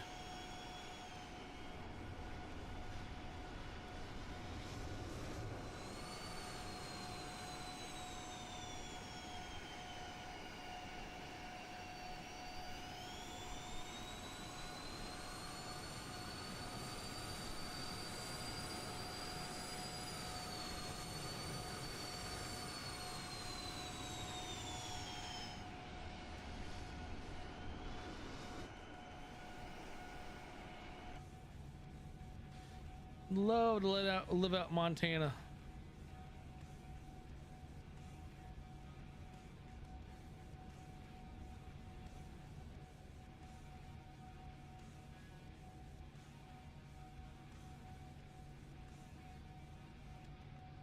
American 5672, contact Salt Lake Center 127.75. Contacting Salt Lake Center at 127.75. Have a good day, American 5672. Almost forgot my call sign. Salt Lake Center, American 5672. Heading 093, maintaining flight level 390. American 5672, Salt Lake Center, roger.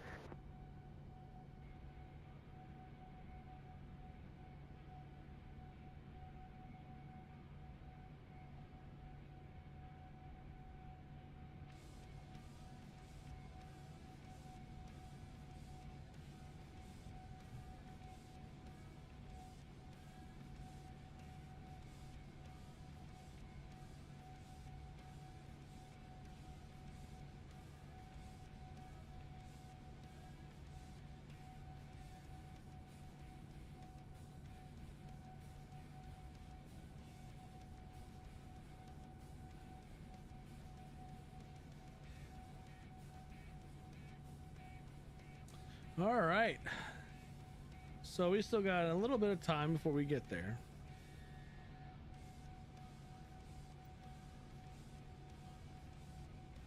All right, let's go ahead and set up our landing. We haven't done that yet, so let's go set up. My goodness.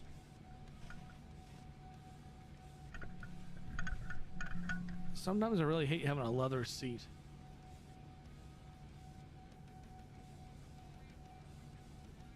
All right, so we're landing on 27 center.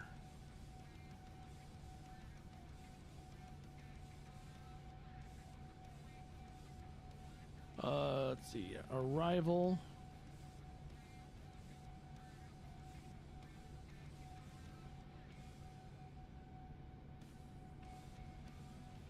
Two seven center.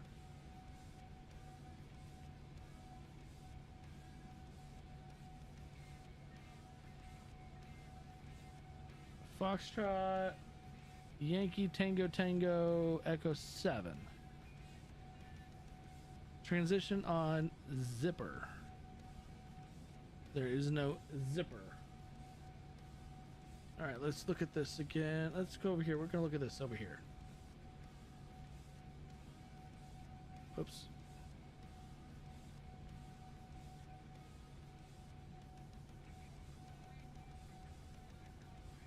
All right, so there is no zipper on transition. Oh wait, the transition's on that side. There's zipper.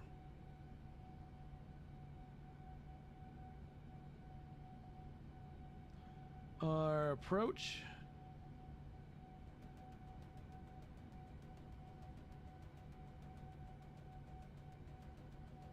It's going to be on right there.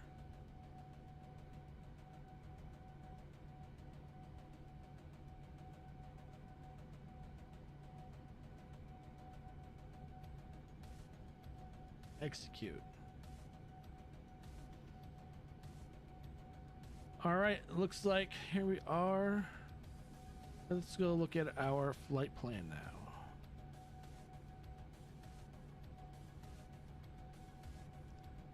Step. Zipper. Time of descent.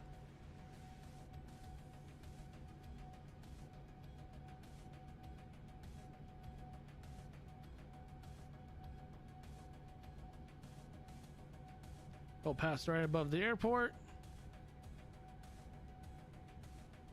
All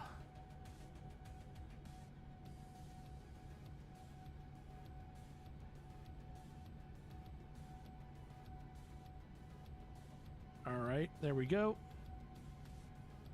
That's our turn, and that's our in. Well, that is our landing profile, looks like.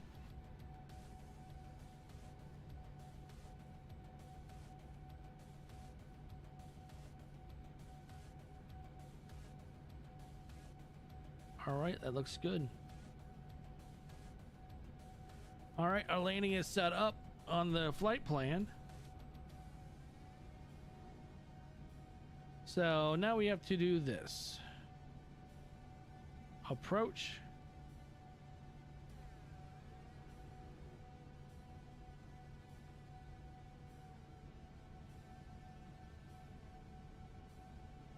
All right, so oops.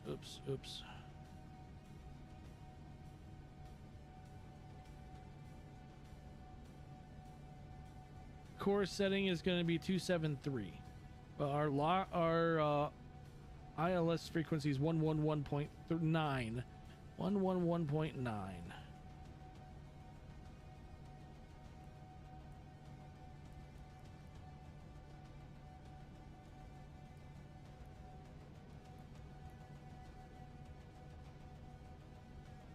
Course setting is going to be a 273.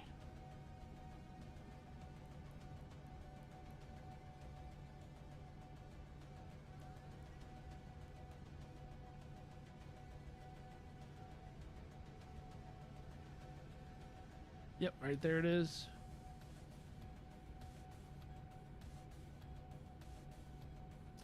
So we got that straightened. We're going to set the auto brakes to 2.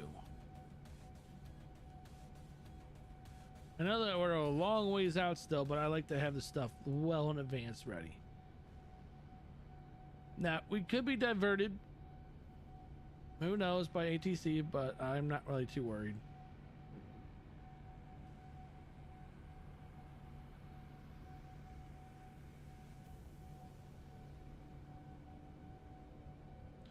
Our minimums looks to be 150.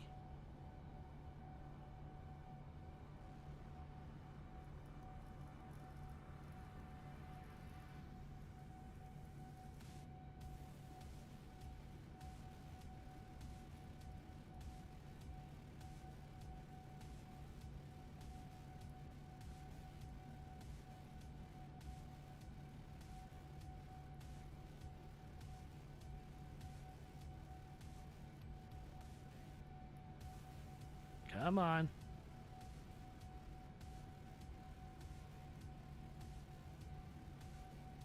All right, that's 150.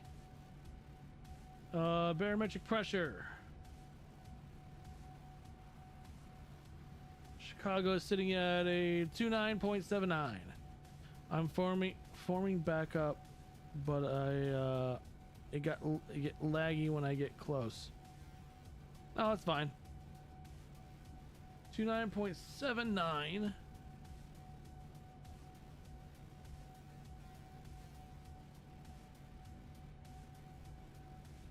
Yep, that's right. All right. So we set the barometrics.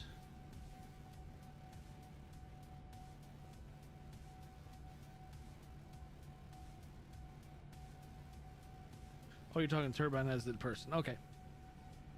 Hour and 33 minutes. We have a we have a decent tailwind, 46 knot tailwind.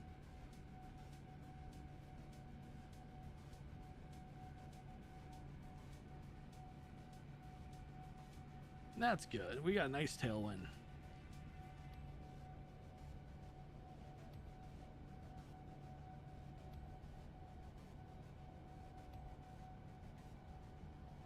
I think we're good for our landing.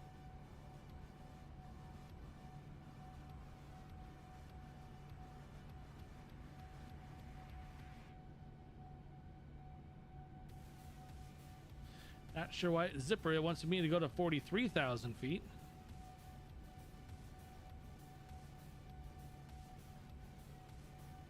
It seriously wants me to go to 43,000 feet at Zipper. Is there weather coming up? That's maybe why. No, there's no weather.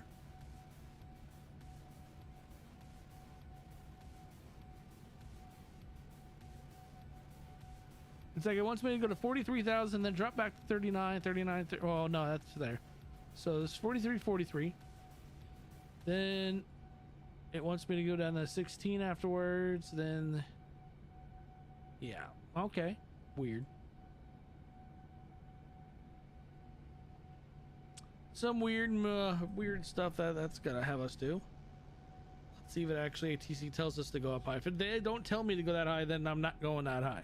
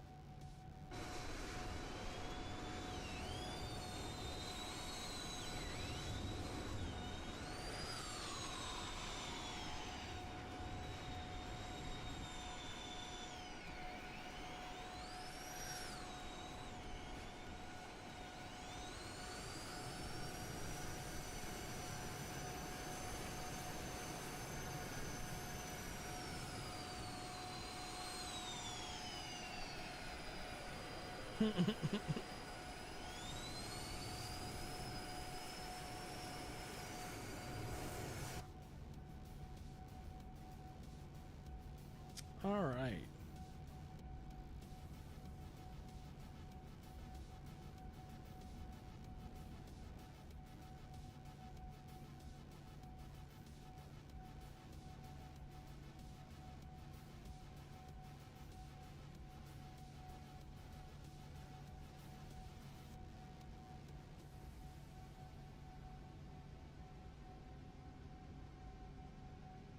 So we're not even halfway through the flight.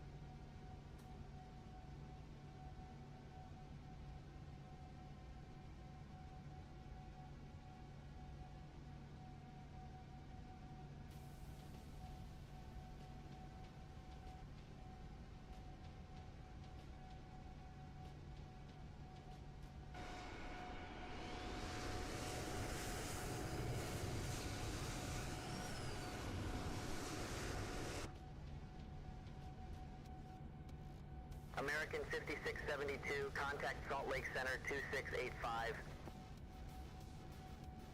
Contacting Salt Lake Center at 126.85. American 5672. Have a good day.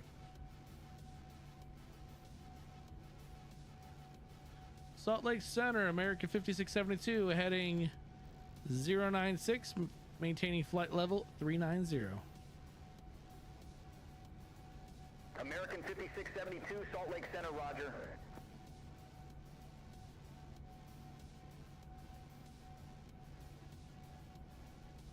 I wonder. Let me check something out here.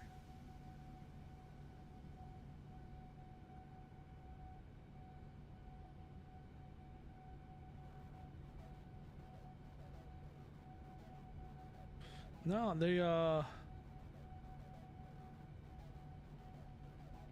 The flight plan doesn't show an increase in altitude.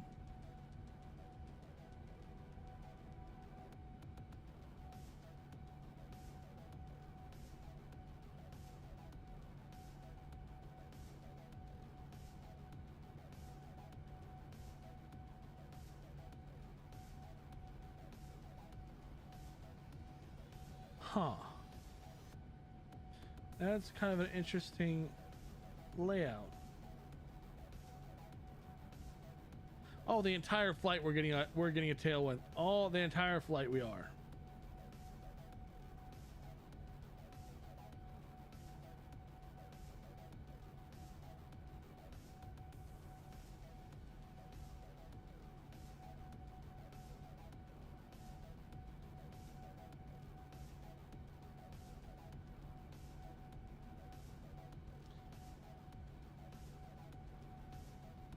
So yeah, almost.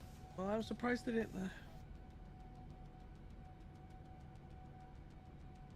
Huh. Turbine is recreating that Top Gun scene upside down.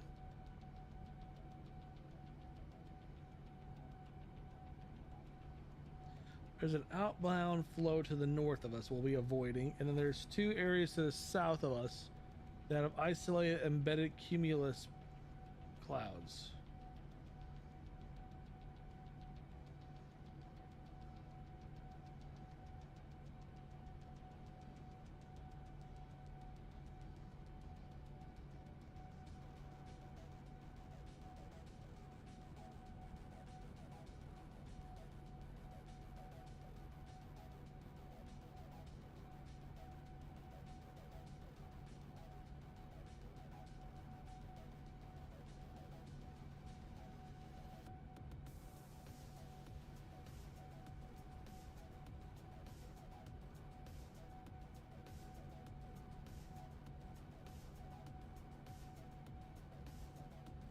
I have no idea how you read ATIS information.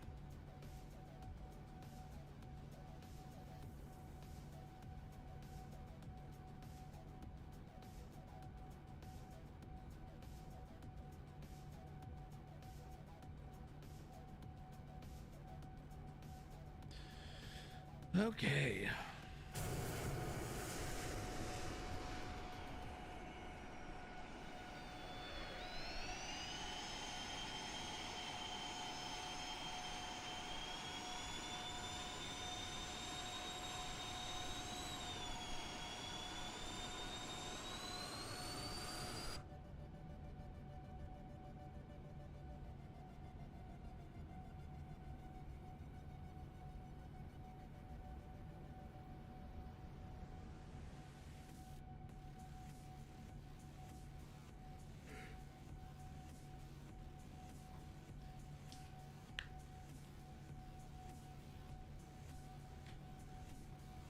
.51 knot tailwind.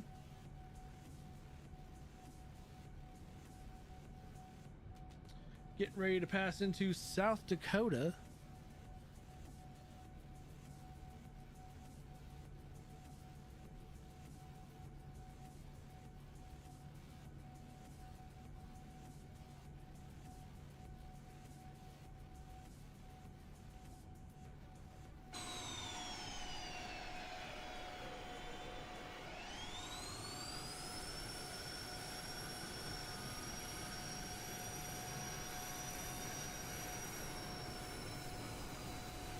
You guys are having fun.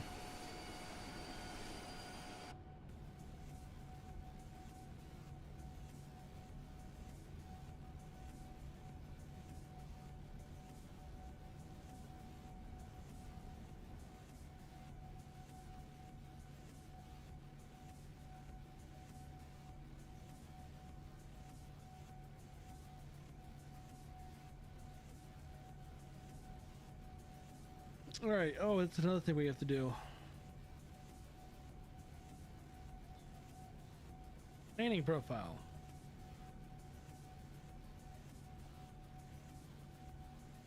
Don't want to forget that. There's our landing reference. So 30 flaps at 30 and 142 knots is landing.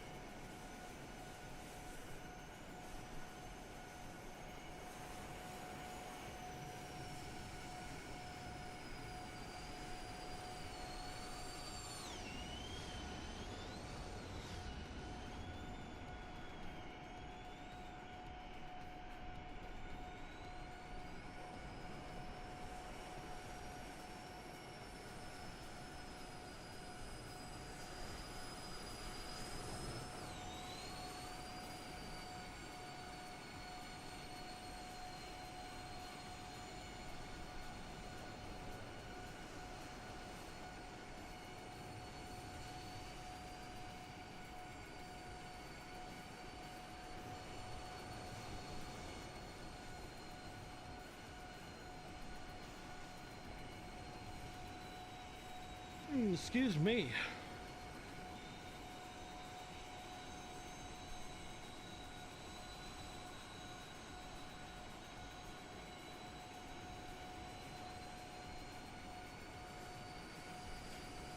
All right, give me a few minutes. I'll be right back.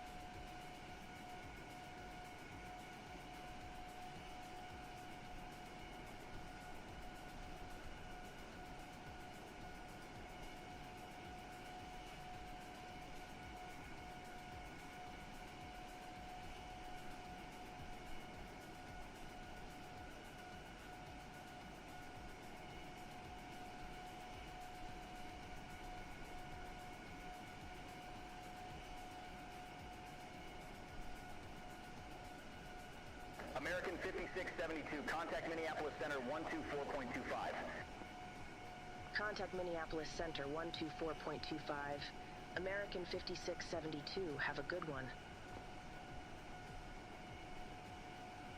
Minneapolis Center. American 5672, flight level 390. American 5672, Minneapolis Center, roger.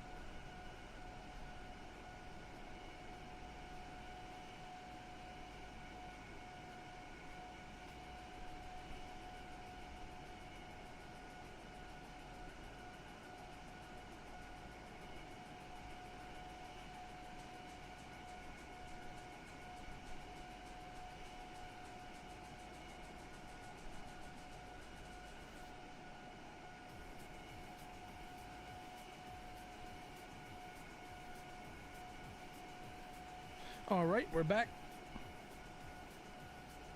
I had to go take a quick break for a second.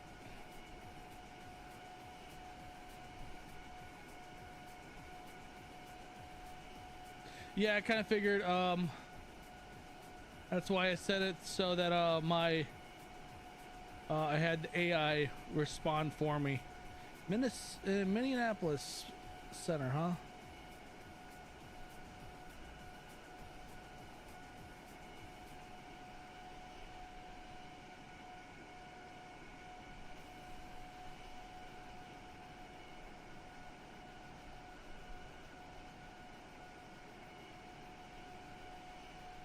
Yeah, that's the nice thing about the software. If I have to step away, I'll have the ATC or the AI, not the AI, kind of.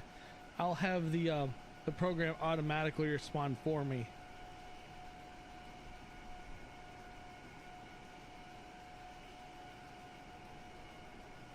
It's kind of nice.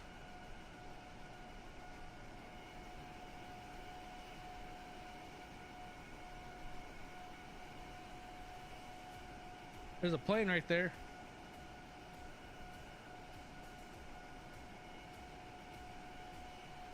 Right there.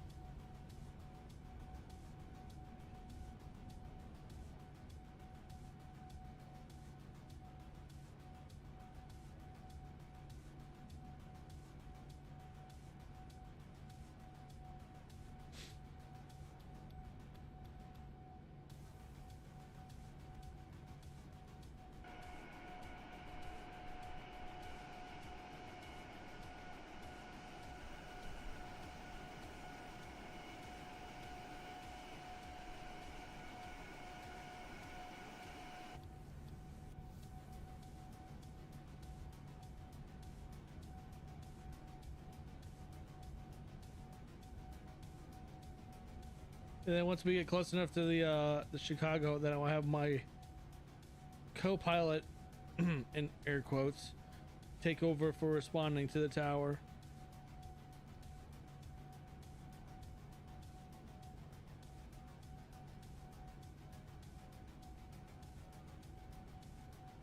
Should be in South Dakota by now. Yep, we're already well inside South Dakota.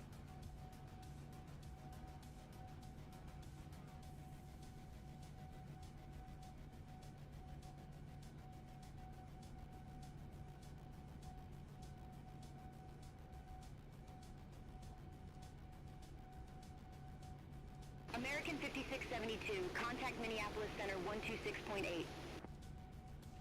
Contacting Minneapolis Center 126.8. American 5672.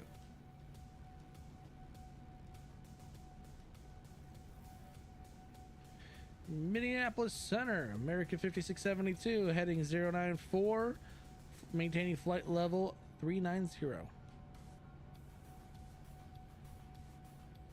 American 5672, Minneapolis Center, roger.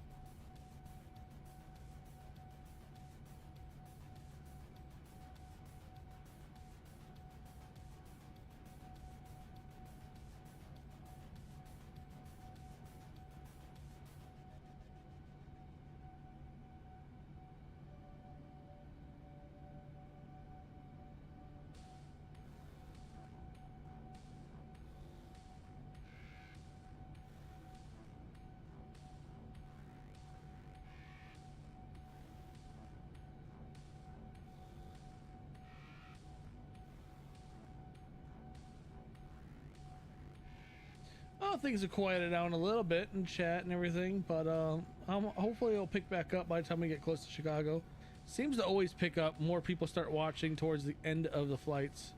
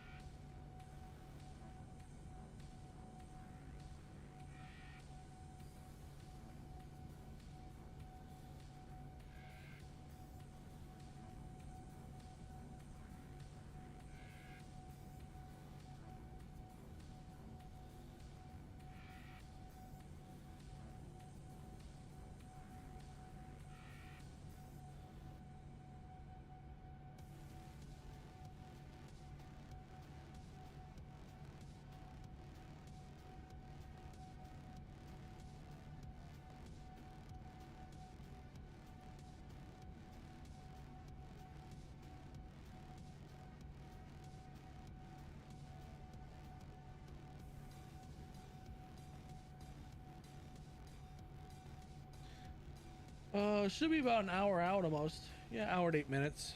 Hour and 8 minutes until we get to Chicago.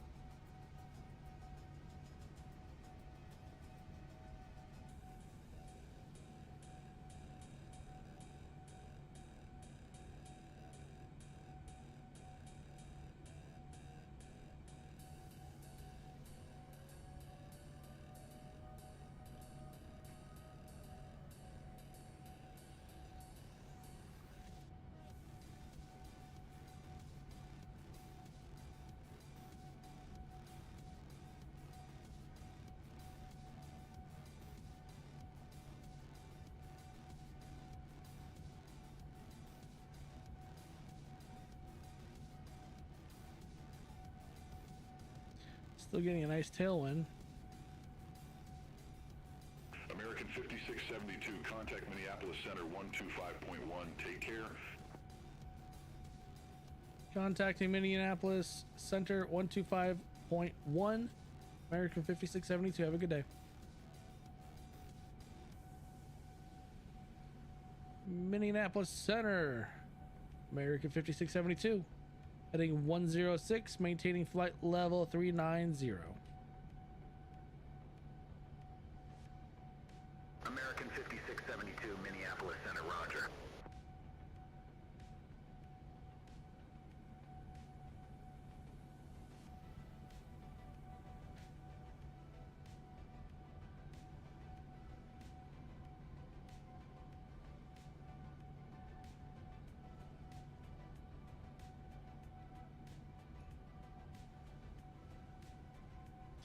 All right, there's Zipper. That's our next one.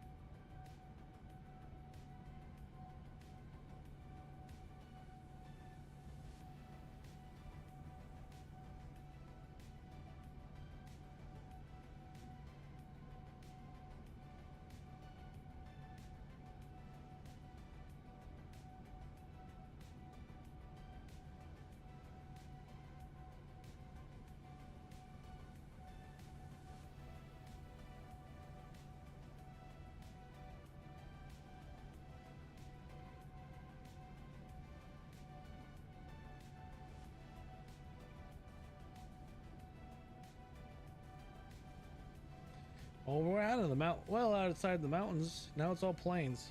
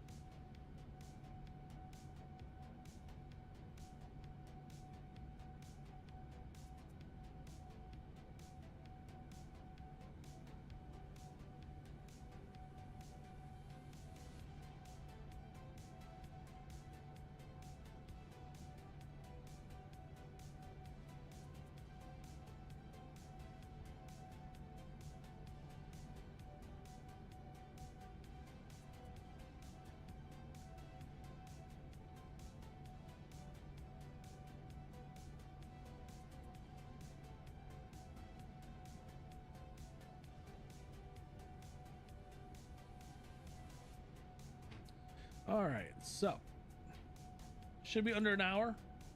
Still says an hour and 2 minutes. Feels like a lot more time's gone by.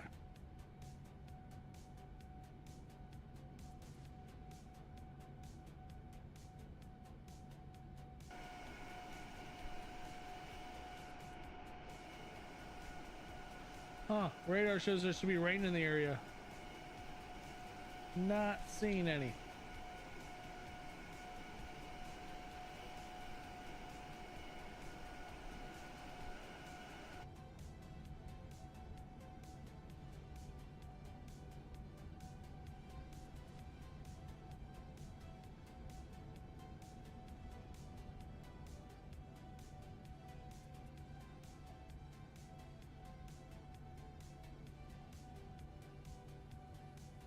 But we're having a good flight.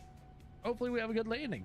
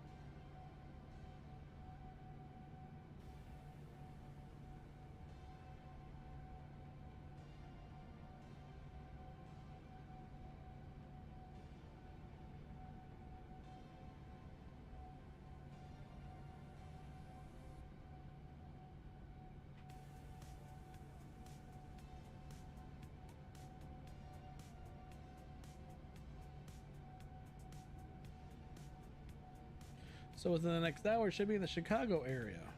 It's good to see.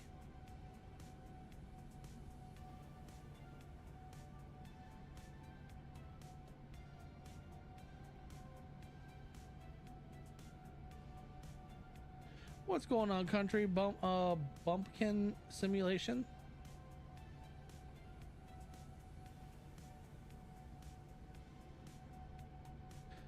So I'm pretty sure, well, I'm gonna have to upgrade mine because I'm only running the 3950X. So I may have to either go to the 5950X or even go up to the 7950X. So I have to do a full systems upgrade.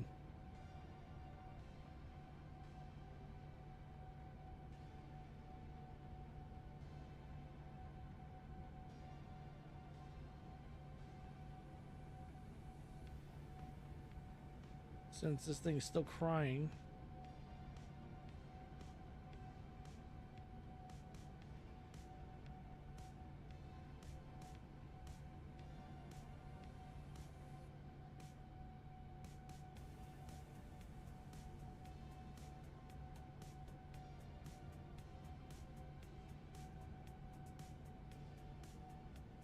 There we go.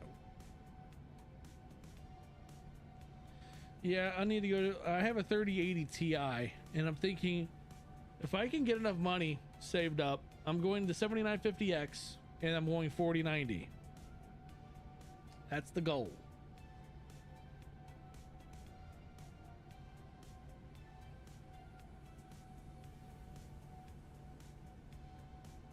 That is the goal.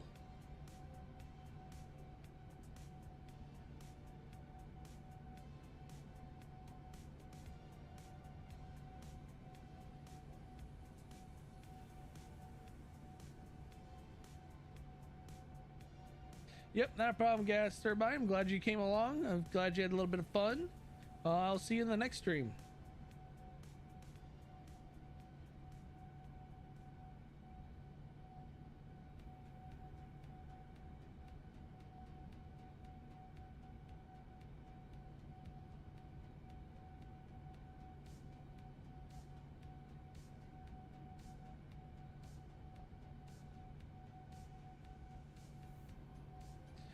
This year I went from the 11600K to the 7900X3D. Since I game and do videos, yeah, I want the 70, yeah, okay, or the 4080. And I'm not paying 2Gs for graphics card ever. I mean, yes, but granted, I get it. But I'm also trying to future-proof myself. So I like the 7950X because it's a gaming slash workhorse or workstation CPU. Now, yes, the 3D is a little more 3D like strong and rendering strong, but there's other things I could use the 7950X for.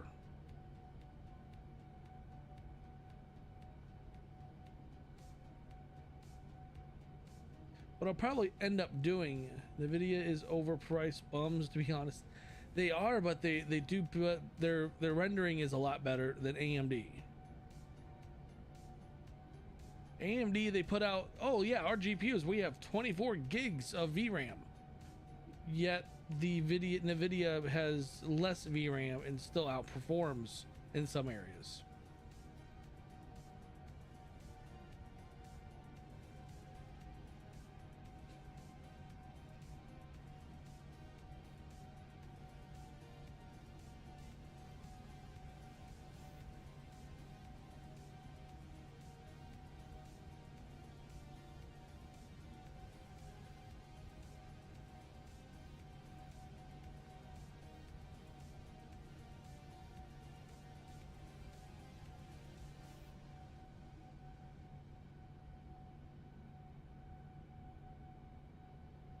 Now, at least I have time for myself to get those components for my new computer.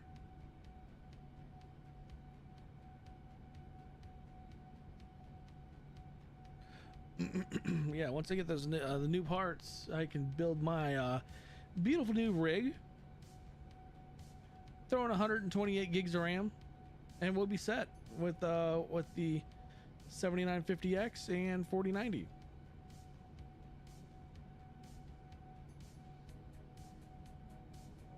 I just need more revenue to come in from YouTube so I can help me build that system.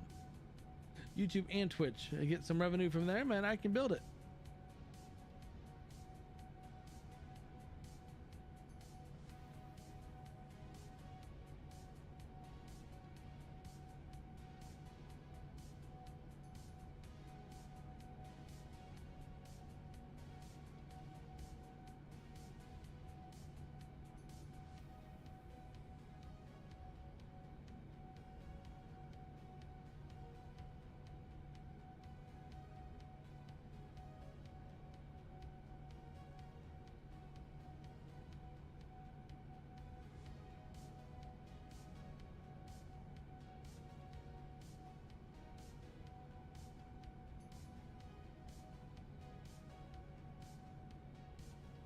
Yeah, $2,000 for a 4090 is.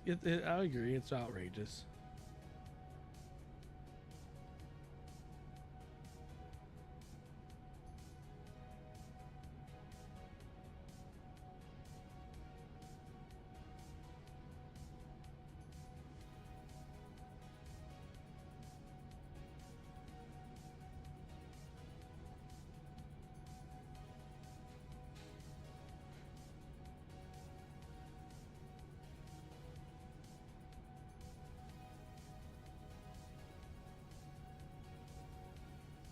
At tax time, I'll upgrade my GPU. I got 32 gigs of DDR5 6000.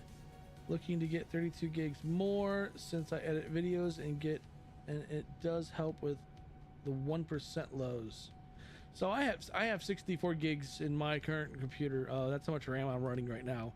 With the flight sim, the stream, and all. American 5672, contact Minneapolis Center, 1 tree 2.05. See you.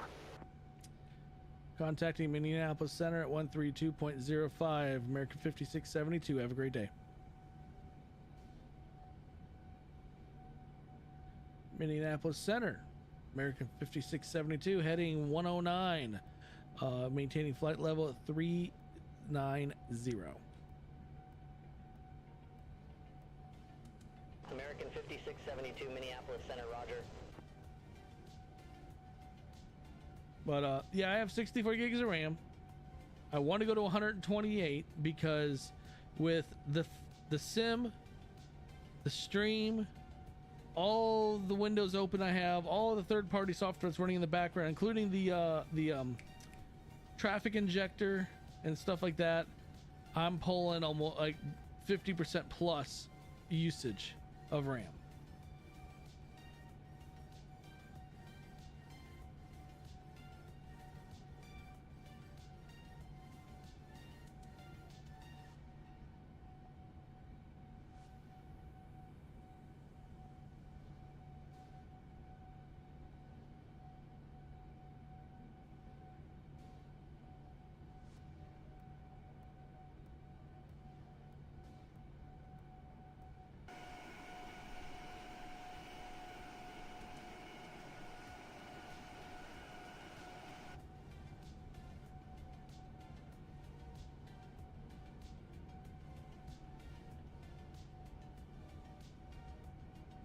Yeah, I might need to at least 96 gigs then, since I use the same stuff when recording and streaming.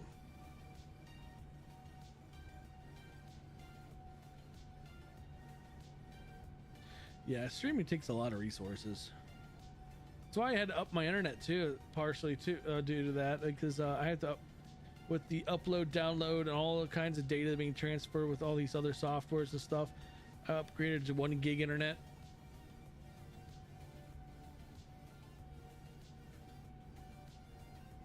Can't afford a lag.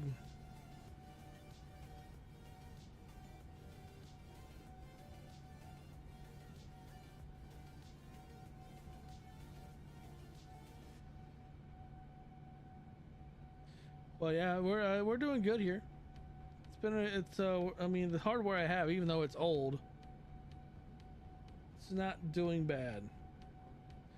50 minutes. I only stream once in a while. I got 120 megabits download, and I'm almost, dang, I wish I had that. What's going on, Way Too Cool? How you doing today? I'm doing pretty good. We got 50 minutes left in the flight.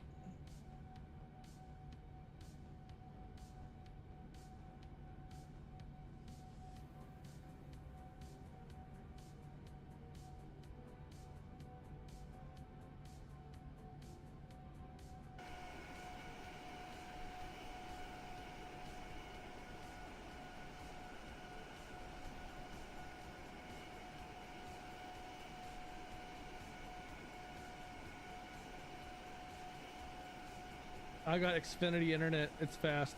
I got Spectrum, and Spectrum has been extremely reliable for me right now.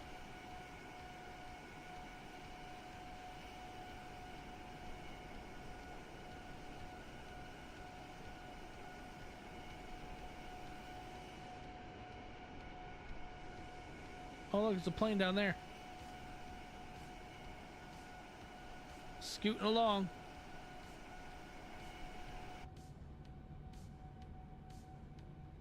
Yep, Seattle to Chicago.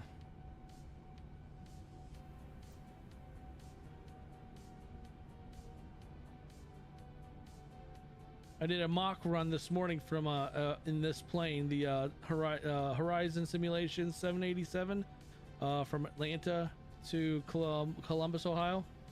It was a pretty good mock run because I was able to make a landing, and the landing I buttered. I actually put a short out there of this morning's mock run of the landing. It was kind of sideways, but it was a good recovery the way it was going. And the landing rate was really good too, -141.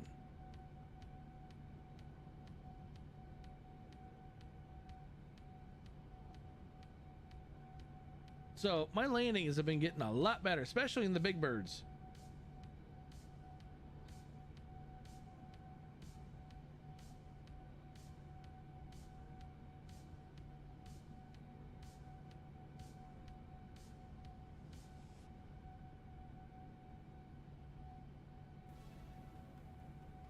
It only takes me a couple minutes to upload a video to YouTube. Some videos, well, the thing is though, how long are your videos, and how okay, so how big are the files?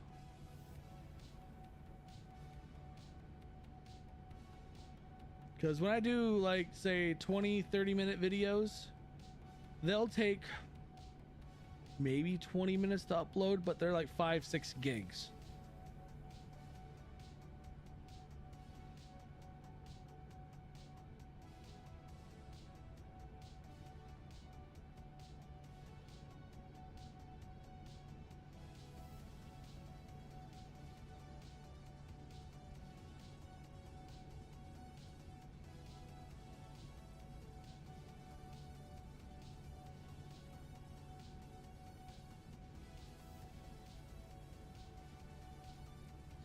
Let's see, 50-minute videos at about 2 minutes.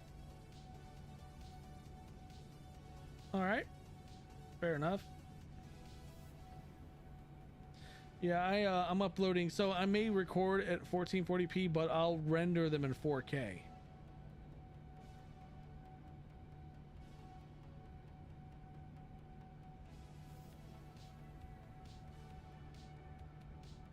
Plus, when you watch my videos, they're in 1440p, but they're it's the 3440, so they're ultra wide.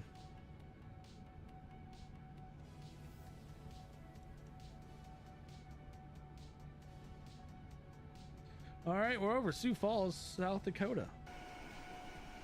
Right there it is, Sioux Falls.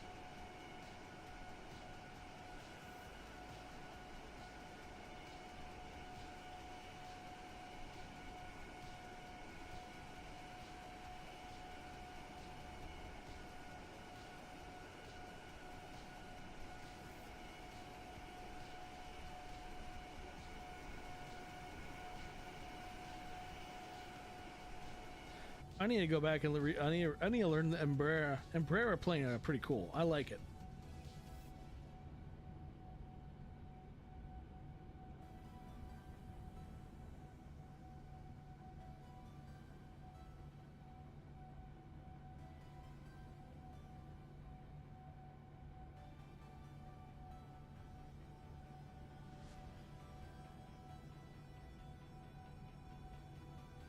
Zipper's coming up in 211 nautical miles.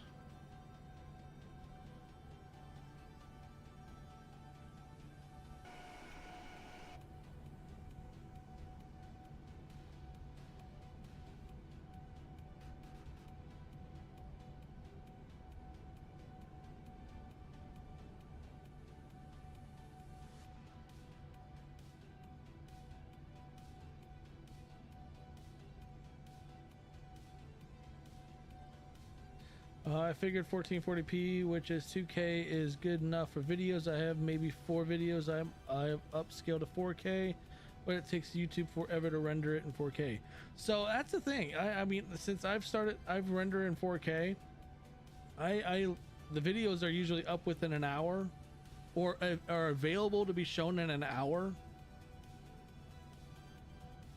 And then what I end up doing anyways is scheduling out the video for like.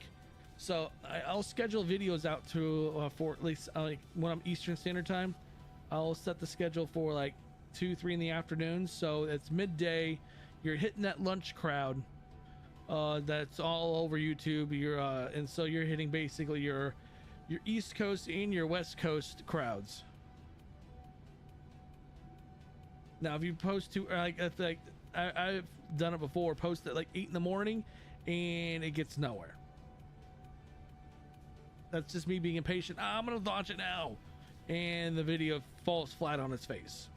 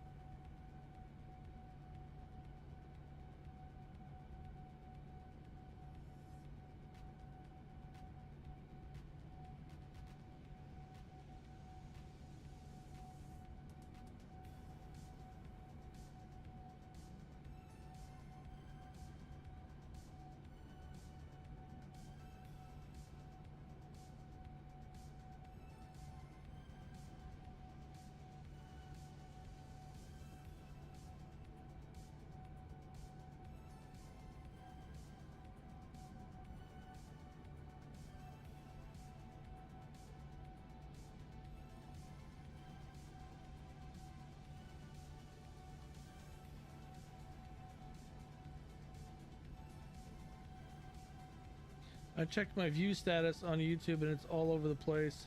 I think my peel views are from the noon till around 6 p.m. So if I'm gonna look at mine right now.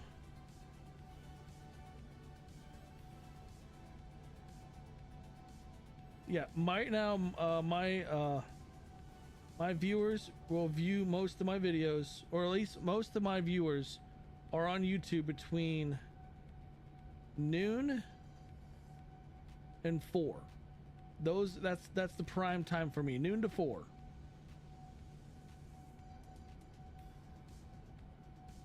Now, that's Sunday, Monday, Friday, and Saturday. Tuesday, Wednesday, Thursdays, it's 2 to 4. So that's when I would aim for. 2 to 4 is ideal.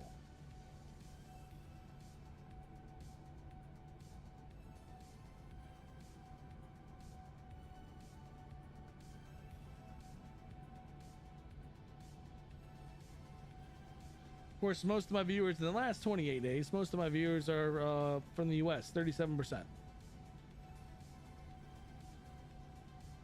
Let me check lifetime, because that's the last 28 days.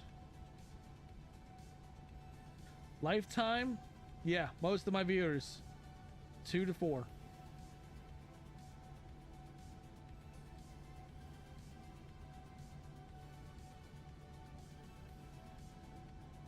Two to 4 p.m. is what mine is for lifetime.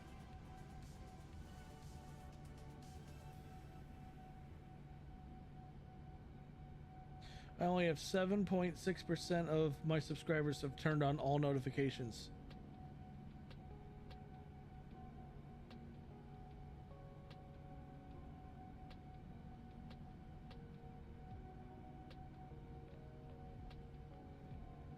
Lifetime, United States, 39% of my viewers are from the US, and the second is going to be 4% from the UK, then India, then Germany, then Russia. Russia, really?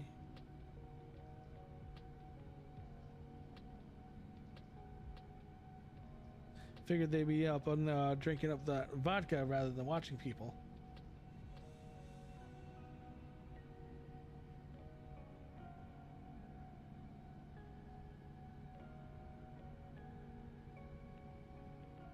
American 5672, contact Minneapolis Center 2775. Contacting Minneapolis Center at 127.75, American 5672. Have a good day.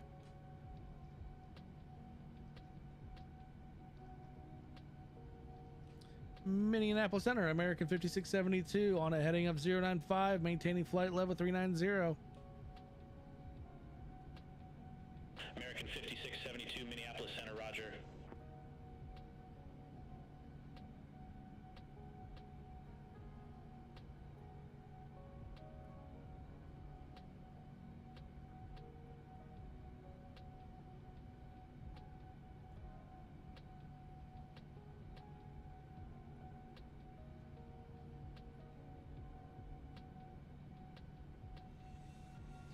So yeah, we're gonna have to start posting a little bit different now.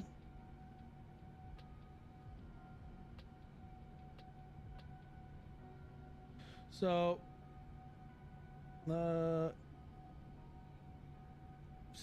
according to this, formats your viewers watch on YouTube. Maxed out on videos. Everyone watches. Shorts. Everyone watches. Lives. Everyone watches. I'm only getting on average on my live streams like 50 to 70 views. Sure, I'm sure all of them are watching. Still though, 90% of my views, 91% of my viewers in the last 28 days are not subscribed. You people out there need to start subscribing more. Jeez, oh Pete. My channel is aiming more at 65 years and older. 32% of my viewers are 65 and older.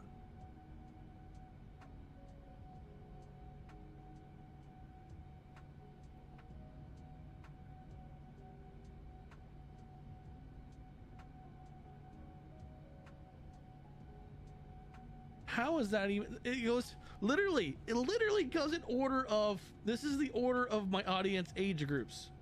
65 and older, 55 to 64, 54 to 55, or yeah, 54. All right, let me start all over. This is the order of who watches me the most in age groups: 65 and older, 55 to 64, 45 to 54, 35 to 44. Actually, no, it's 25 to 34, then 35 to 44, then it's 18 to 24, and then 13 to 17. 13 to 17 year olds only makes up 0.5%. 53 are on the East Coast. Hey, you know what? I mean, don't mind it. It don't bother me any. But I mean, I felt like maybe the younger crowd would be into the flight sim, but no. I feel like after seeing this, the bigger crowds in the flight sim are your middle-aged to older than that. So your middle-aged and older are your most likely into 50 into flight sim. And I'm just a 37-year-old.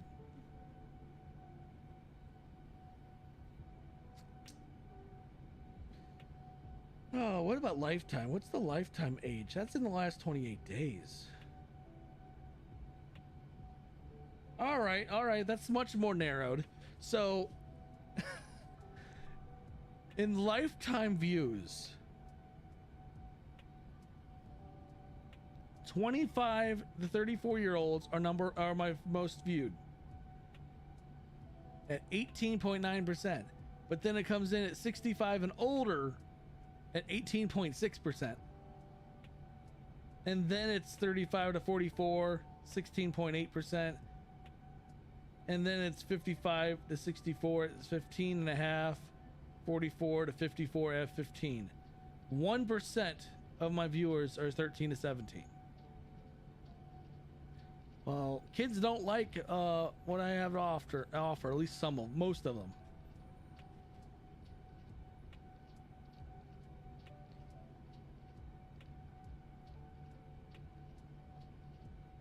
It's kind of funny.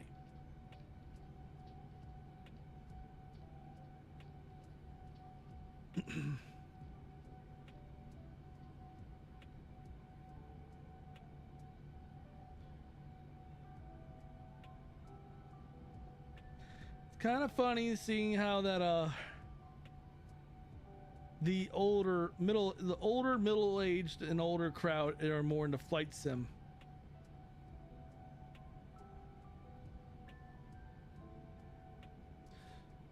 I did get 27 subscribers the last 28 days. Guess that's good. So mine has gone up substantially. In the last 28 days, I've gained 198 subs, which honestly for me, that is ridiculously high. That is almost 50 more than usual.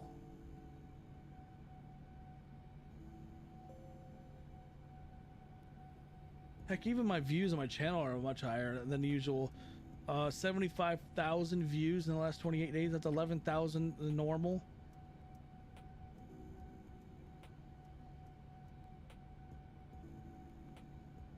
So the channel is doing good, and I wouldn't be doing good if I hadn't have you guys here.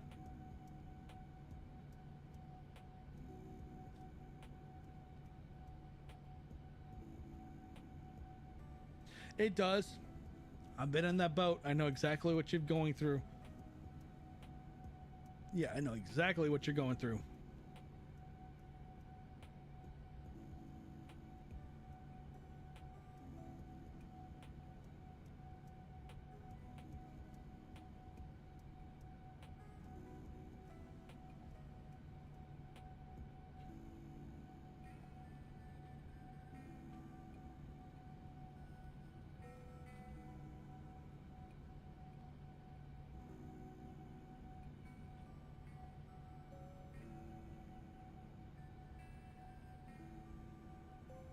By the way, I threw you a sub real fast.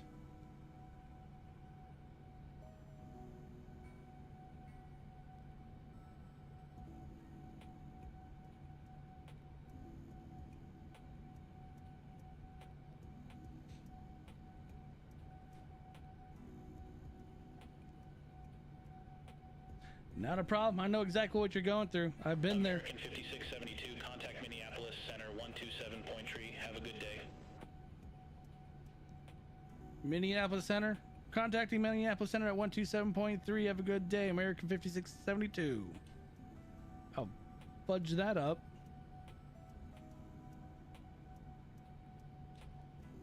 Minneapolis Center, American 5672 on a heading of 097, maintaining flight level 390. American 5672 Minneapolis Center, roger. Yeah, that's not bad. Just stay with it.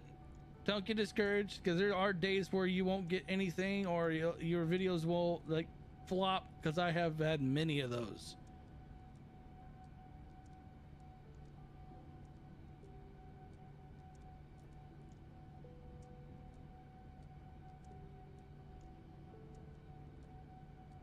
I've had so many videos that just flop, like fell on their face. Like I've had live streams where like no one shows up.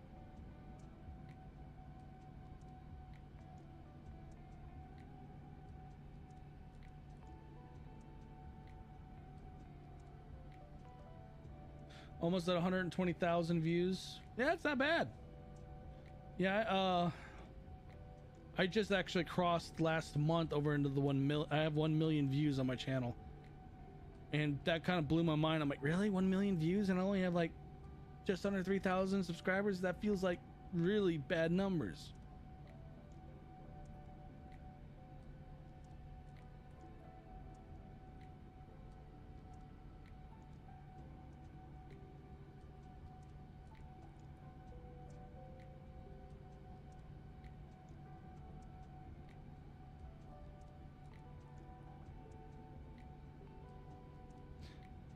Connected to you and left a comment.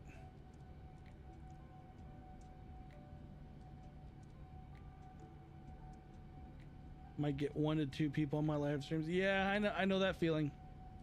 I'm trying to get back at least get going on Twitch, and that's kind of rough.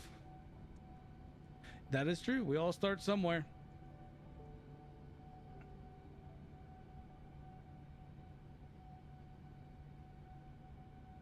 We all start somewhere. I know that with Twitch. So a lot of people are more. There are a lot of people that are established on Twitch that aren't established on YouTube. I'm one of the rare groups that's more established on YouTube than I am on Twitch. It's usually the other way around.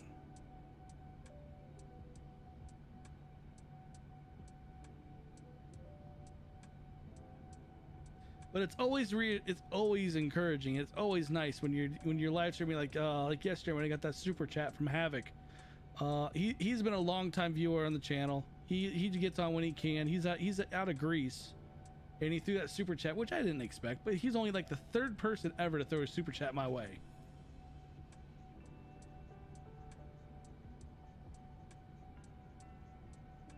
Actually, 4th. He's the 4th person to throw a. 4th person to throw a super chat my way, and he's the 2nd from Greece to do it.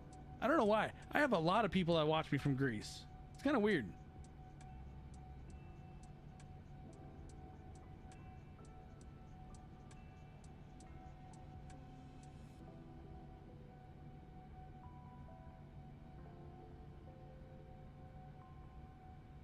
American 5672, contact Minneapolis Center 132.35. Contacting Minneapolis Center at 132.35. American 5672. Have a great day. Minneapolis Center, American 5672 on a heading of 098, maintaining flight level 390. American 5672 Minneapolis Center, roger.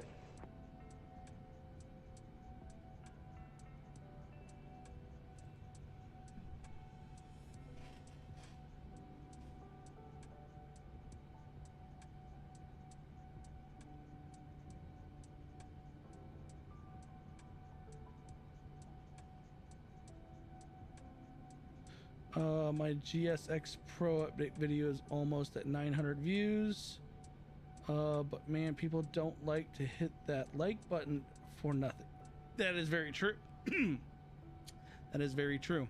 So I've started actually pandering during my videos. When I do my recordings, I'll pander and they'll be like, hey, throw that like button up, or hit that like button. Let's beat that YouTube algorithm. I try to make it a fun way of doing it. But I tell you what, there's some videos that do really well, and there's some like your freeware planes.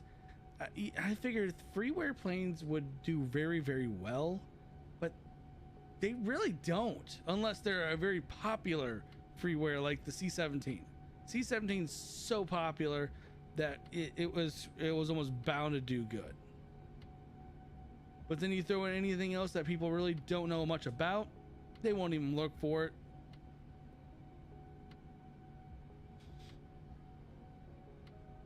But that's why I've actually decided that I'm probably gonna 5672, contact Minneapolis Center 118.85. See you. Contacting Minneapolis Center at 118.85. Have a good day, American 5672. Ooh. Minneapolis Center, American 5672 on a heading of 099, maintaining flight level 390. American 5672, Minneapolis Center, roger. But yeah, I've done a lot of like tutorial videos, reviews. They do good over time. I'll tell you what, the most popular one though review I've done was the F-14 Tomcat from India Foxtrot Echo and Heat Blur. They gave me the preview copy. No one had that plane available to play on Flight Sim. I was the first. That video exploded. For as small as my channel is, that video went off.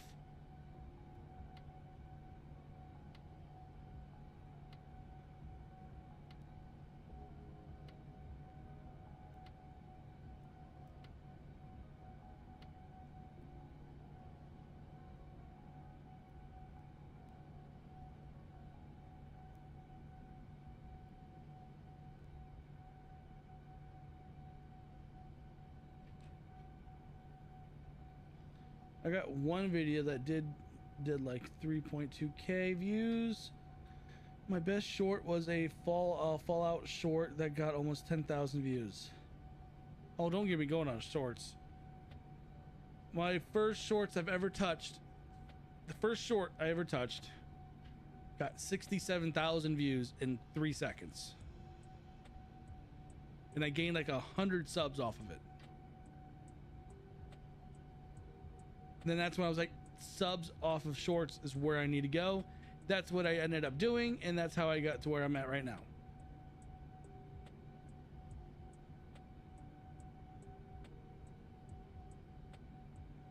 I continuously put out shorts. I think there's a way I can look at shorts content. In the last 28 days, I've gained 55,000 views off shorts, 5,900 views off videos, and 450 views off live streams. Now, and this is also the last 28 days. 167 subs off shorts, 44 off videos, and 14 American off of live streams. 5672, Minneapolis Center. Expect Flight 7, runway 27 center.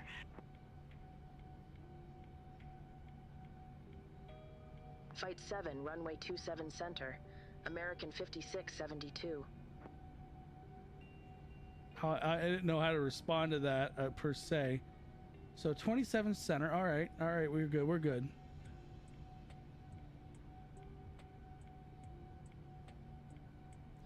I stopped doing shorts, trying to get views that watch more long.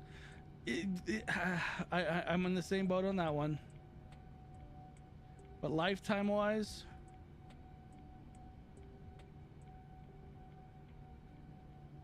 it's almost dead even. Off of subscribers off of shorts, I have 1,600 subscribers off of shorts, 1,100 off videos, 169 off live streams.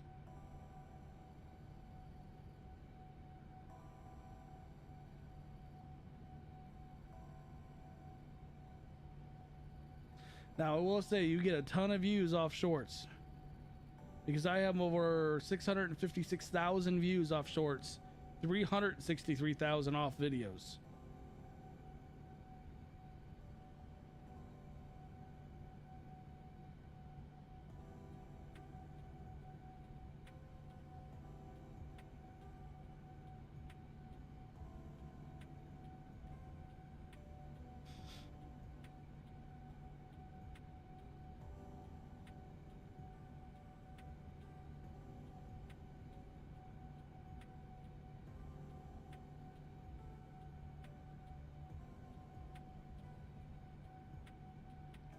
Why does that want me to use that star?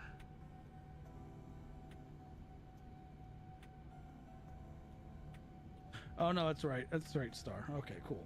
We're good. Right star.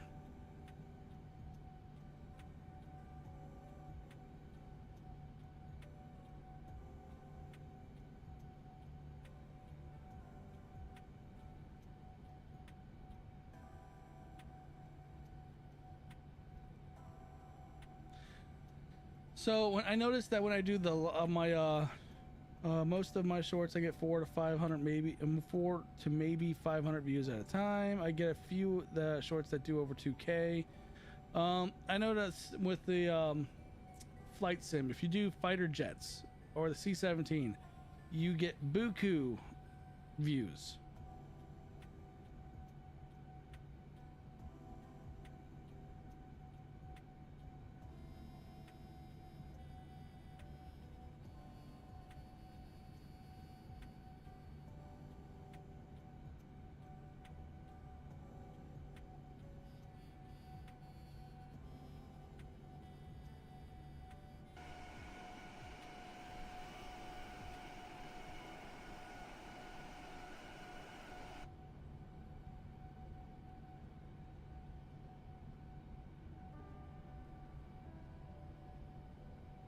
I'm gonna already set my altitude 36,000.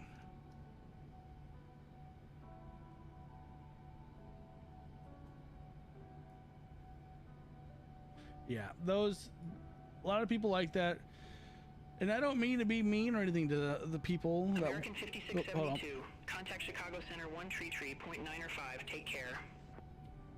Contacting Chicago Center at 133.95. Have a good day, Americans 56 and 72.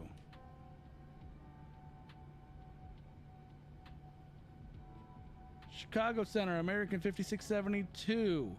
On a heading of 117. I'm maintaining flight level 390.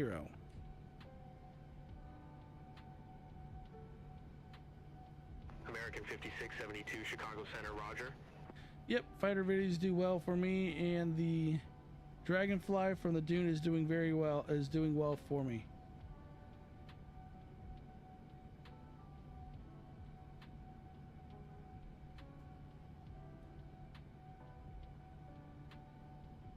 Yeah, those videos, they always tend, fighter planes, they always do good. Now, there's a trick I've been doing with the fighter jets and any military aircraft, honestly. So I won't use the in-sim sound. I will go and I will record the audio from another YouTube video, and then I will overlay it. Try to overlay it perfectly so that it won't look any or sound any different.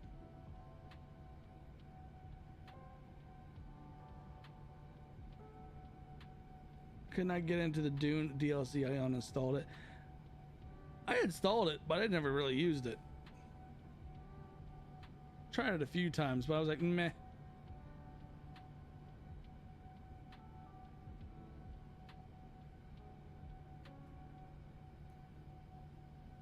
Coming up our time to descent.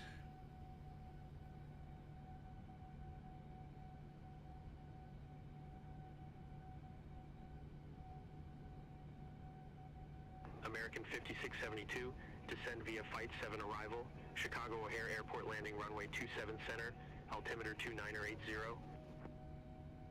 Descend via Flight 7 arrival, Chicago O'Hare Airport landing runway 27 center, altimeter 2980, American 5672. Yeah, as soon as I saw that response, I'm like, ooh, we're gonna have the AI or the auto response deal with that. All right, so landing is 27 center. Descend via Foxtrot Yankee Tango Tango Echo 7. Altimeter's 29.80, which we already have set.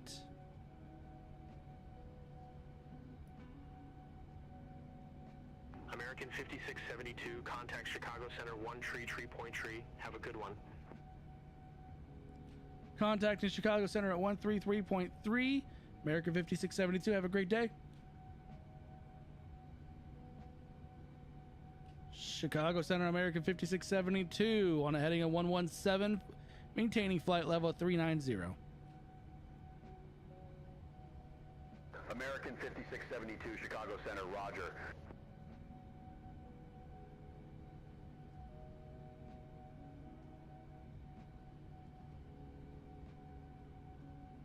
I had one guy tell me on one of my shorts I needed to put it was MSFS. I told him I got him to watch the video and leave a comment, so it worked. You gotta watch that though.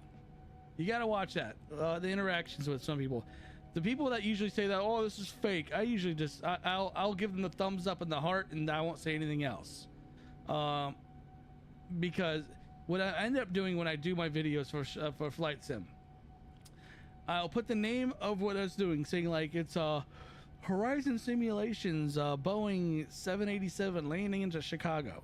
Hashtag shorts, hashtag MSFS, and whatever other hashtags, and that's it. And then I also put in the when you do your details, I'll put in there that it's a game flight sim. If they can root around and find out if it's a real game or not themselves.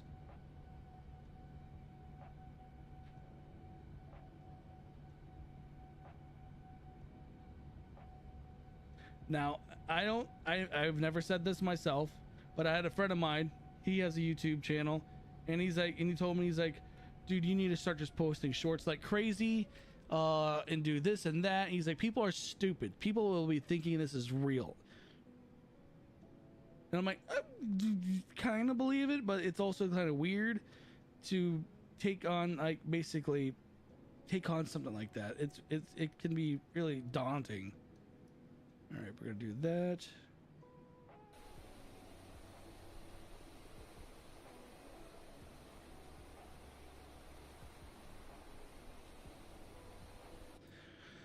Okay, we are now descending. Ladies and gentlemen in the cabin, we are starting our descent.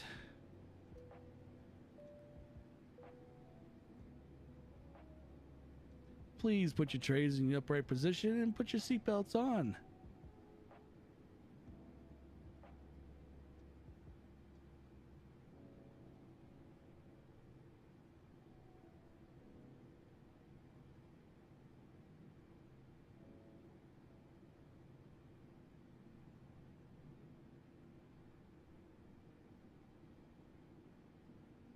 Man, we really cut down the power.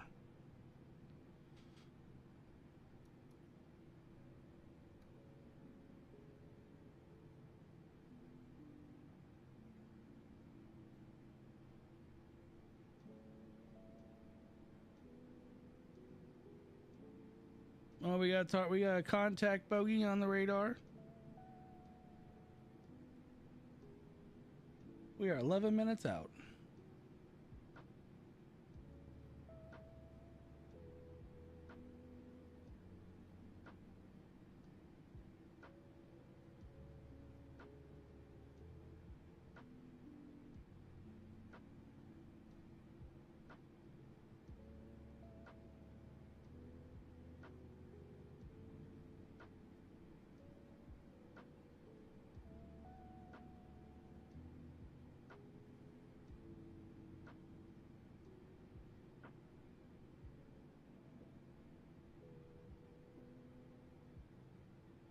All right, we're starting to go below 30,000 feet.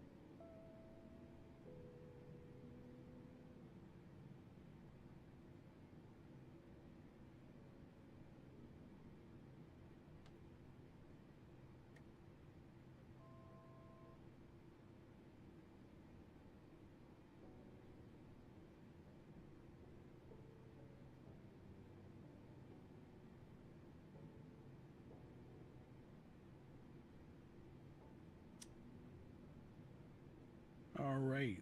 American 5672, contact Chicago Center 118.75. Contacting Chicago Center at 118.75. American 5672. Have a good day.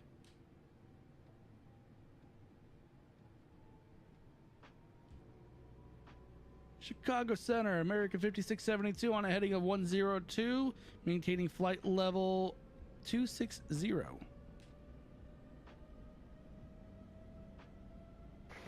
5672, Chicago Center, roger.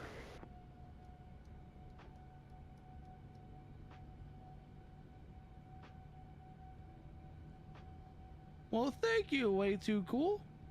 You have a real chill vibe here, Steve. Rock on. I'll watch more of the videos. Oh, okay. You're gonna watch his stuff. Yeah, yeah. I try to keep things chill here.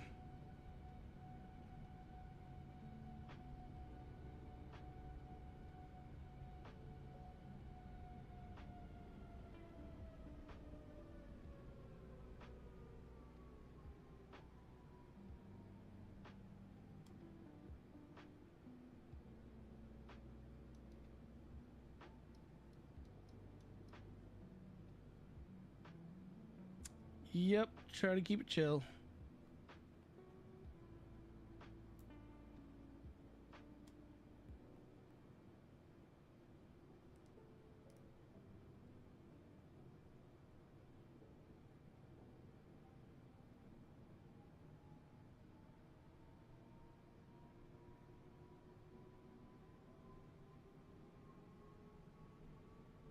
Oh, I know perfectly I know exactly how you feel because I have videos, and when I first started, I was like, yeah.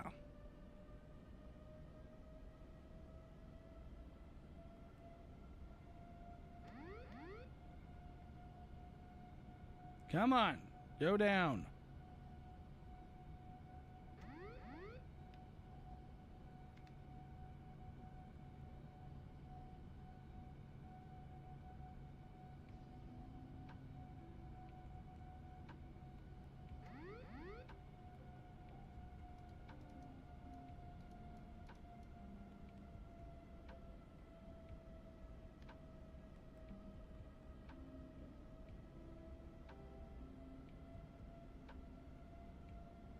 You don't listen to you.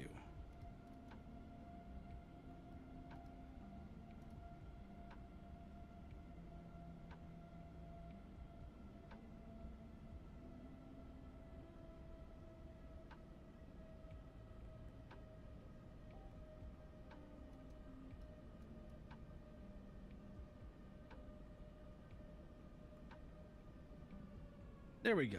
Now you want to listen.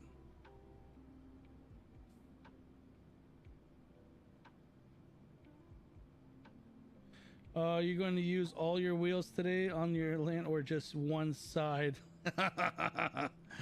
Oh, someone's being cheeky.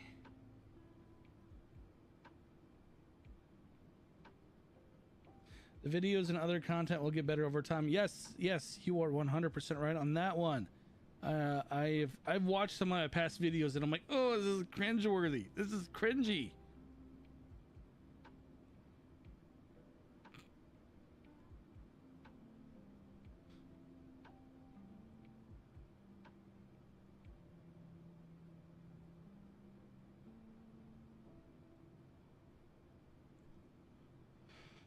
All right.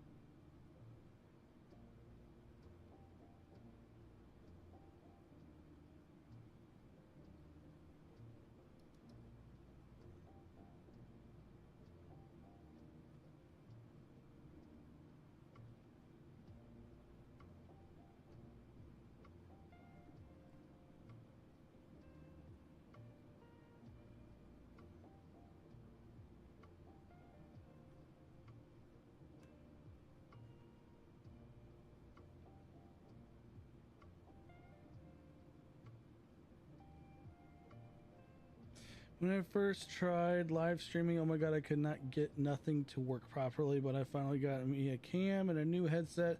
American 5672, contact Chicago Center 133.35. Contacting Chicago Center at 133.35. American 5672. Have a good day.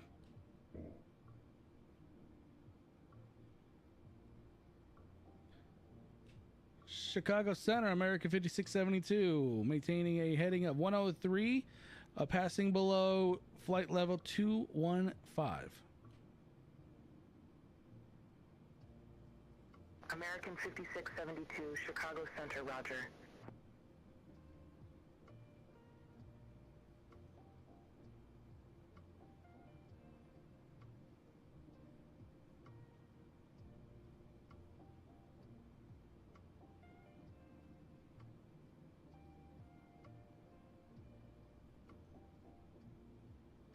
Why are you stopping there?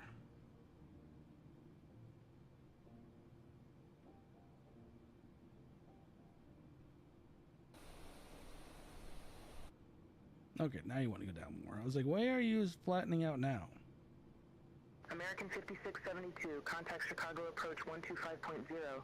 Have a good flight. Contact Chicago approach. American 5672, see you. Chicago, American 5672. Good day, flight level 205 with information Delta. American 5672, Chicago approach. Good day, altimeter 2980. Expect the visual approach runway 27 center. Altimeter 2980. Expect the visual approach runway 27 center. American 5672. So it's a visual approach, 27 center. All right, we're looking good. How much was your mic you're using? About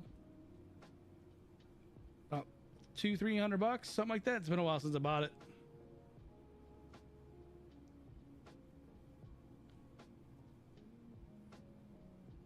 So I had to buy a different boom because it wasn't long enough. So I had to get something that was by another $100. And then, but the thing is, this mic isn't your actual average mic. It's an XLR mic, so I have to have a mixer. So yeah, it's a little different. XLR mics are also a little bit higher quality. I spent a lot of money on my setup that I probably should have spent so much initially, because I could have easily failed hard on my face and I would have been out a ton of money.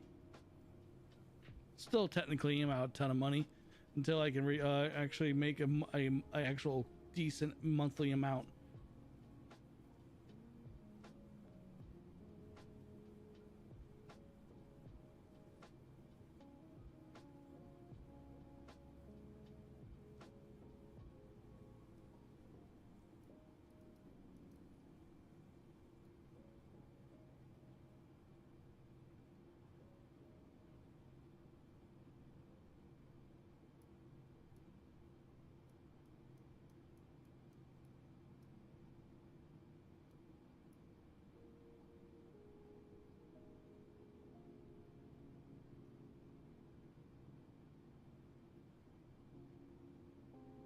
All right, there's Lake Michigan.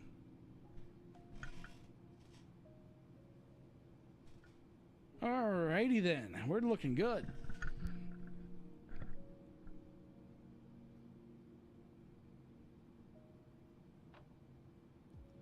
Looks like we're going to be maintaining 11,000 feet for a while.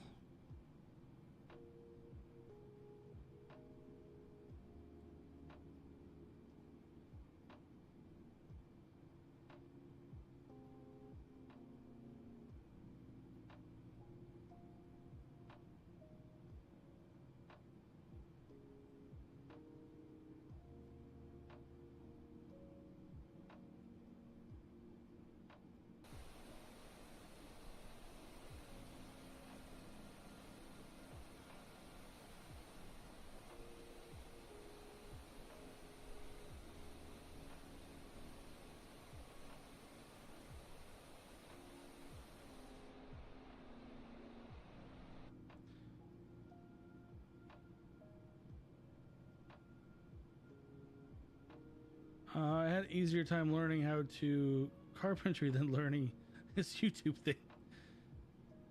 So I tell you what, I had to do a lot of practice dry runs on making sure my settings are right. I had to make sure I had to have people in the stream so I can actually get the right, I guess the right setup or the right audio setups. I luckily had some friends that were able to watch a live stream and say, hey, your audio's jacked.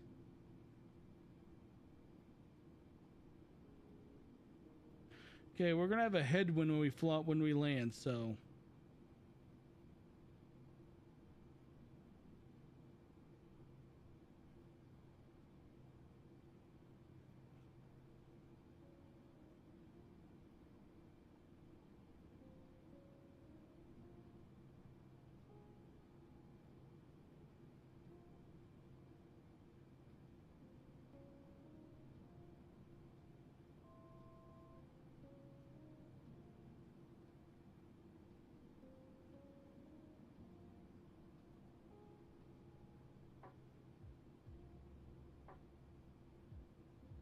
Okie dokie. All right, we're approaching 11,000 feet.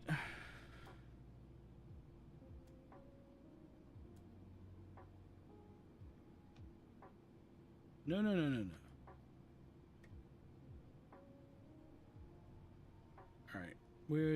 All right, we've turned on our speed brakes, or armed them.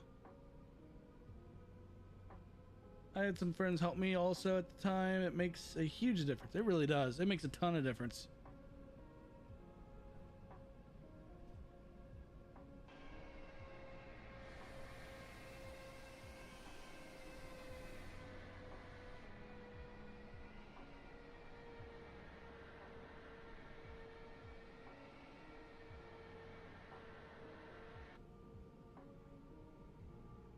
All right, what's the next flight level? 9,000.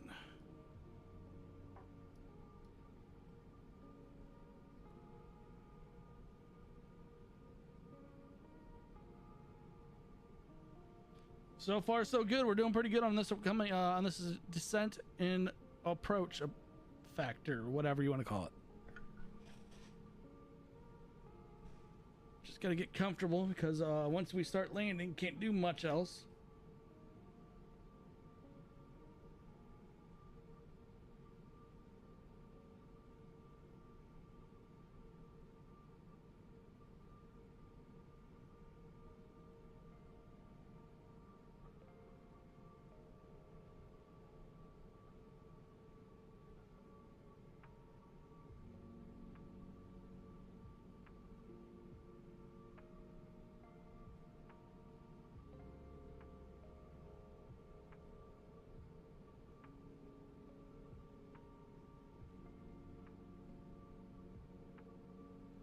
Got traffic inbound.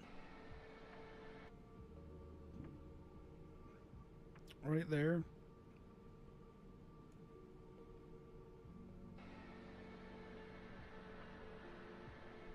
There's O'Hara.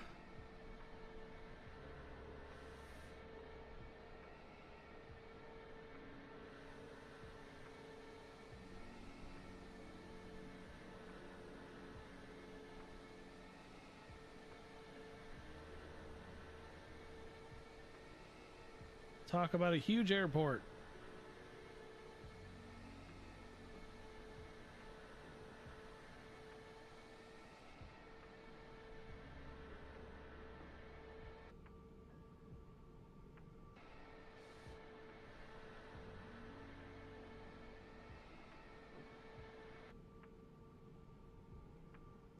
Such a huge airport.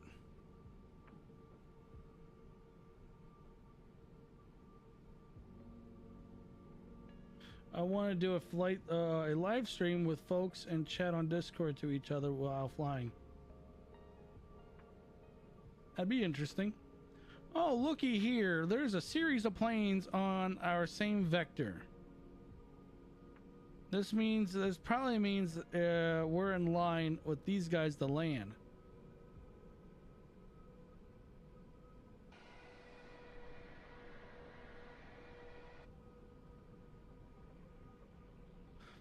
So there's literally a highway right here going in for landing.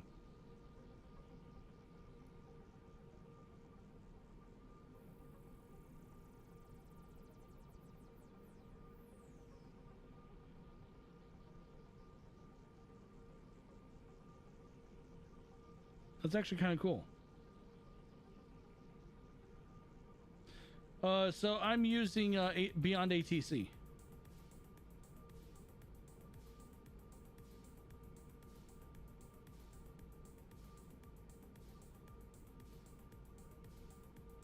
There's downtown Chicago.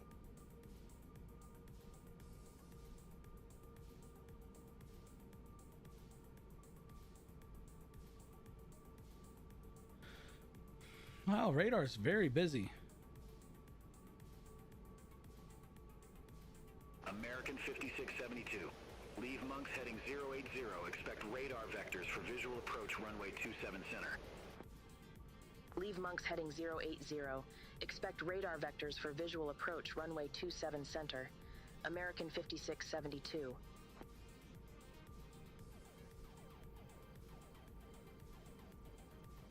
American 5672. Turn left, heading 080 vectors for the approach. Nope, not turning. Turn left, heading 080, American 5672. I'm following a flight plan. American 5672. Descend and maintain 8,000. Descend and maintain 8,000, American 5672.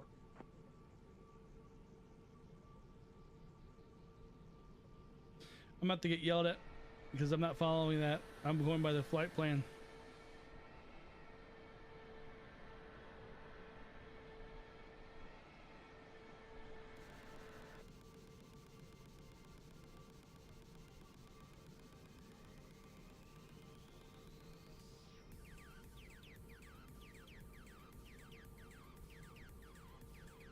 I'm gonna lose my pilot's license because I just told them to go screw off.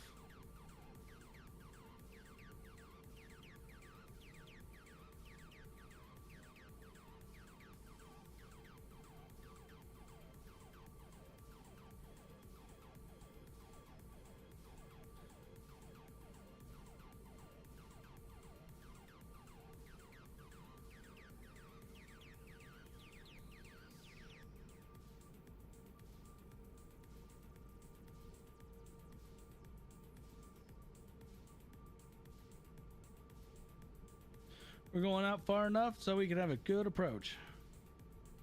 Apparently these guys are not landing. They are just all going east.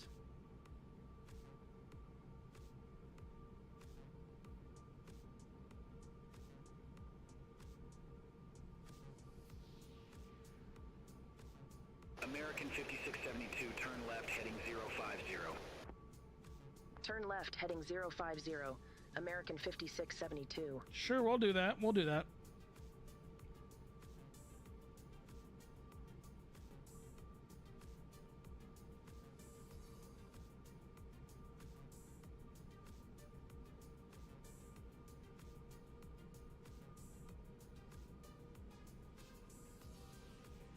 I'm lining up for the perfect approach.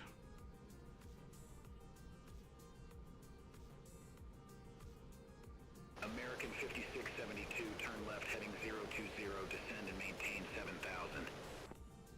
Turn left, heading 020, descend and maintain 7,000, American 5672.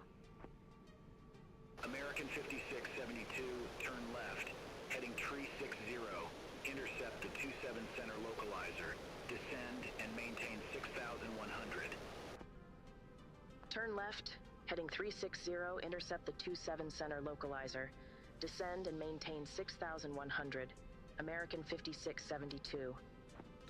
I think they're getting mad at me.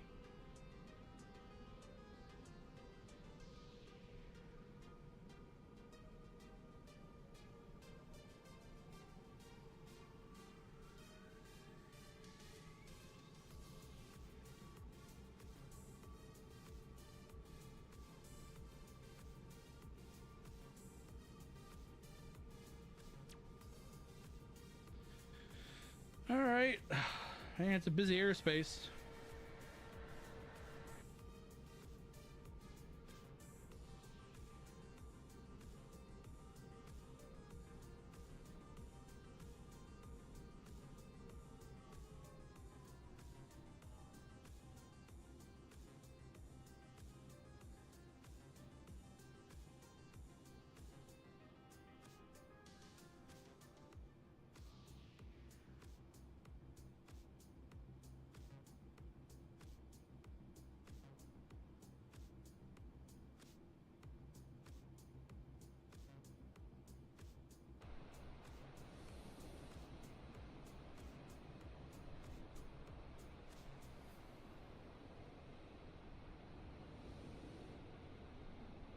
See the contrails in the sky from the other planes.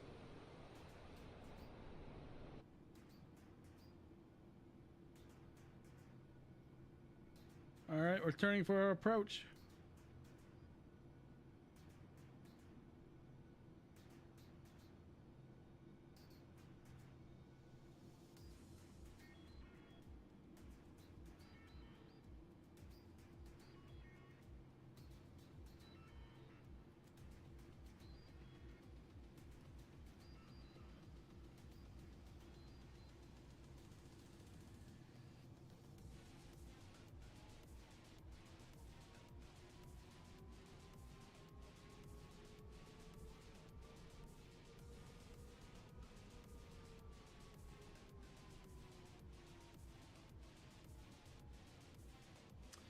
All right, we're coming in for the approach. That's good.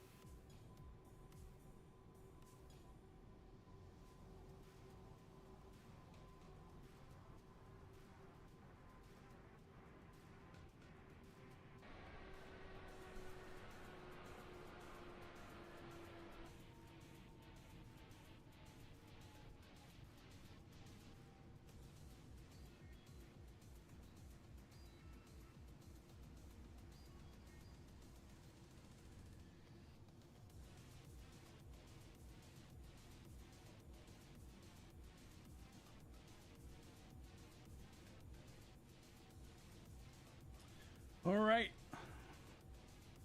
All right, put your predictions down. Are we going to bork it? Are we going to land good? Or is this plane going to go up in a fiery inferno?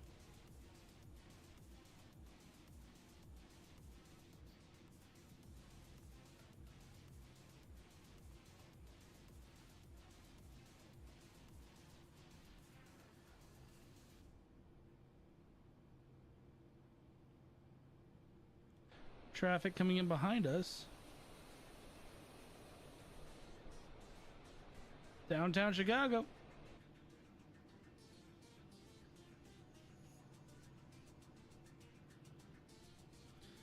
All right.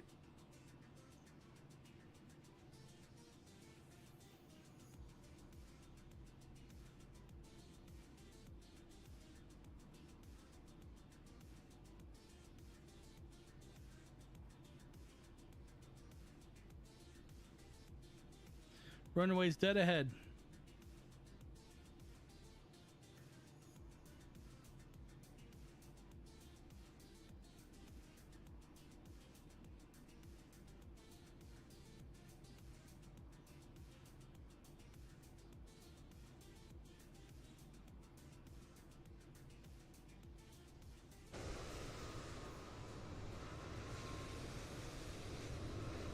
Where is this plane at?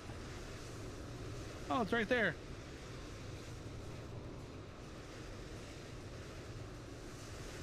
It's landing with me. Good grief, it's going in quick, much faster than me.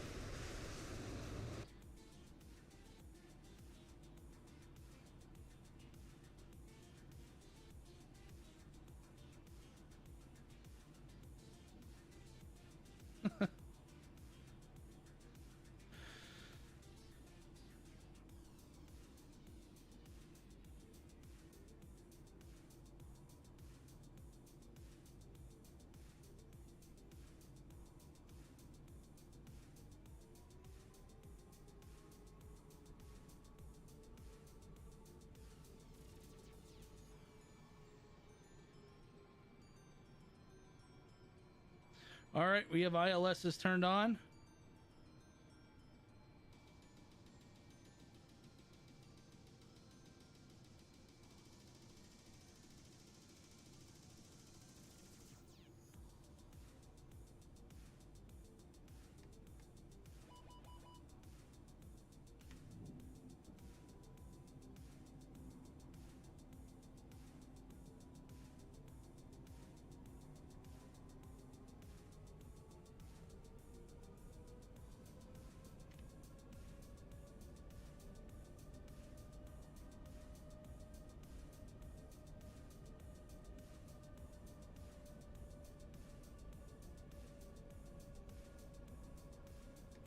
American 5672.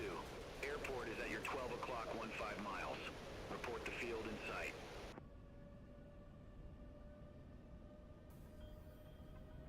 Field in sight, American 5672. American 5672, cleared visual approach runway 27 center. Cleared visual approach 27 center, American 5672.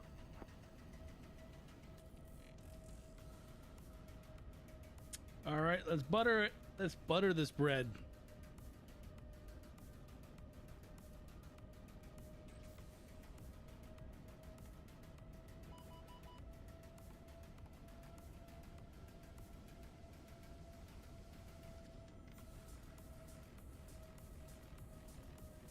We're right on this guy's tail. American 5672. Contact O'Hare South Tower 133.0.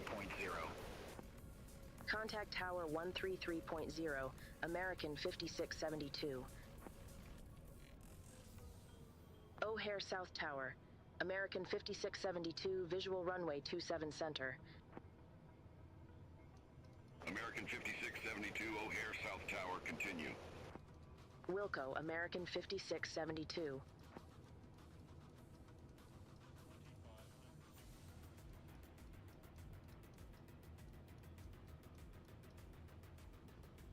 Wow, this guy's kind of a interesting approach here.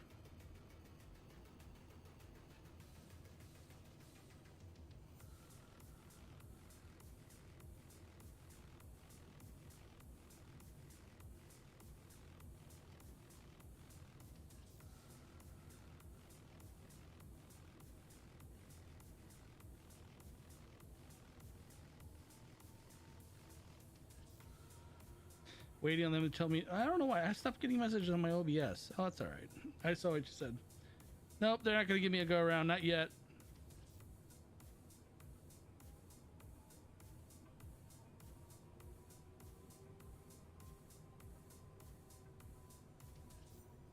American 5672, wind tree 10 at 15, gust 27, runway 27 center, cleared to land. Runway 27 center, cleared to land. American 5672. I got the cock. All right, I got the plane. I have the plane.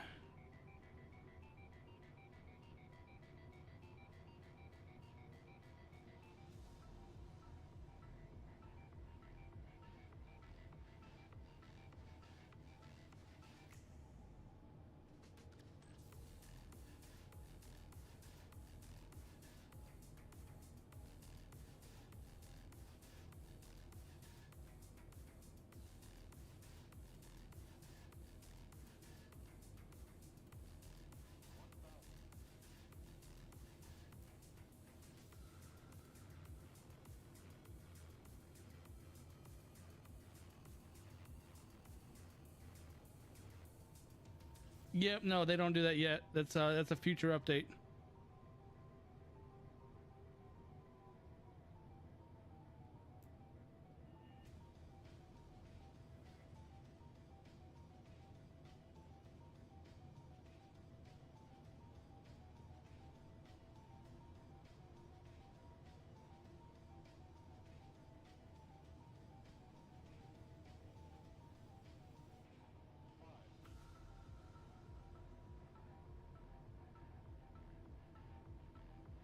Oh, I'm off center.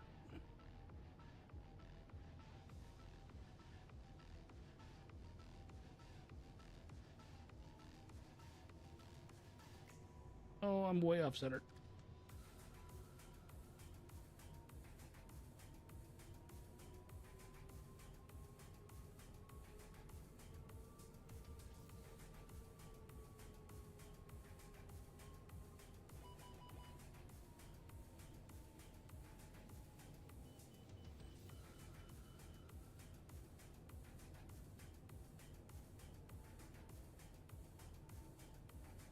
Come on.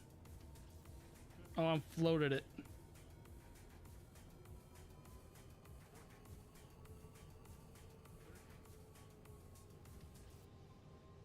Oh wow, I'm way too high.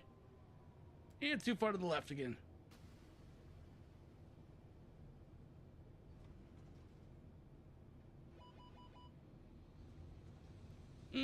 That was bad. That was way bad.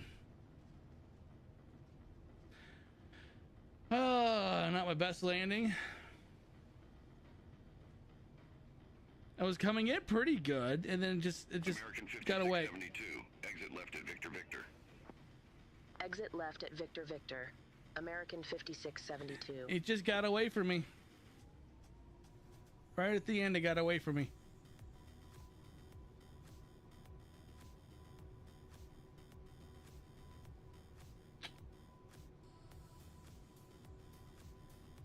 Then I floated it.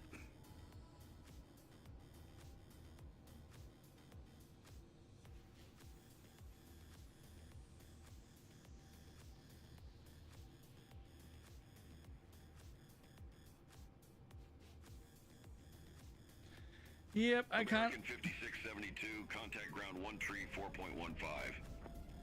Ground 134.15, American 5672. Why did it didn't want to relinquish the auto throttle? I think was still engaged. That was weird.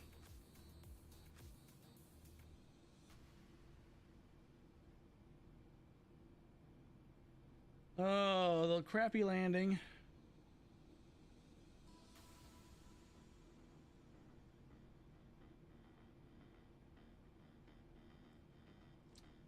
Still, the landing rate wasn't bad. It was just a crappy landing, though.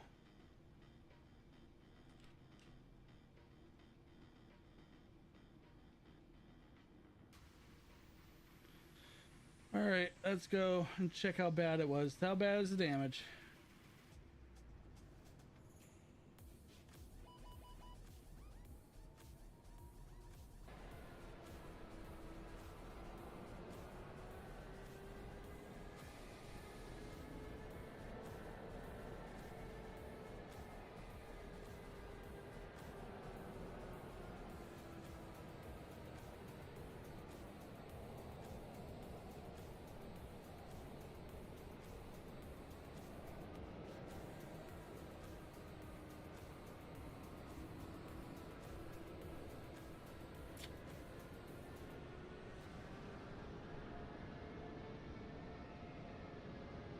Oh yeah, I really floated that thing bad.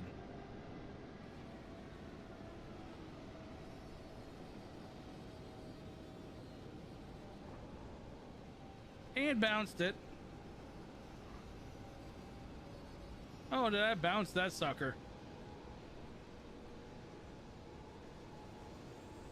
Wow.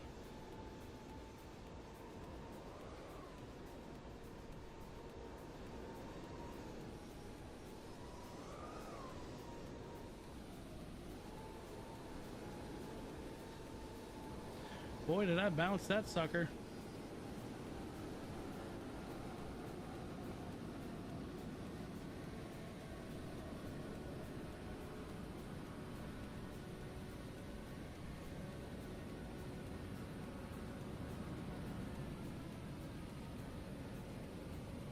Yeah.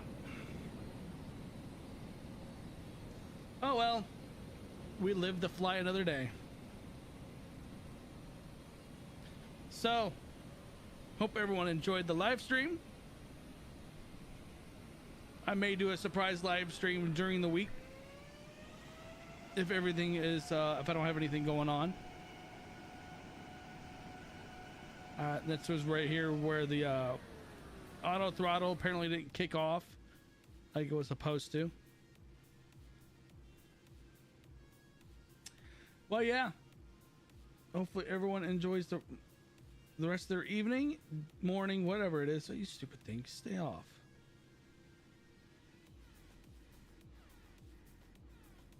So yeah, that's it for the stream. I thank you everyone for joining in. It was a pleasure having you guys. We went up to 10 likes on this video. That's awesome. And if you haven't already subscribed yet to the YouTube channel, hit that subscribe button and the like button as well. And if you haven't already subscribed yet to or followed yet on Twitch, go ahead and follow me on Twitch. We will be I'm sure during the week I'll go live playing some other game. Maybe I have a slew of games I can play. Go ahead and hit that follow button. I don't do just Flight Sim on Twitch. But yeah, hope everyone has a good day. Layer everyone, time to start dinner. Yeah, that's exactly what I'm thinking. I need to go start dinner. It's a late dinner. It's almost 8 o'clock. But yeah, thank you everyone. Have a great rest of your day.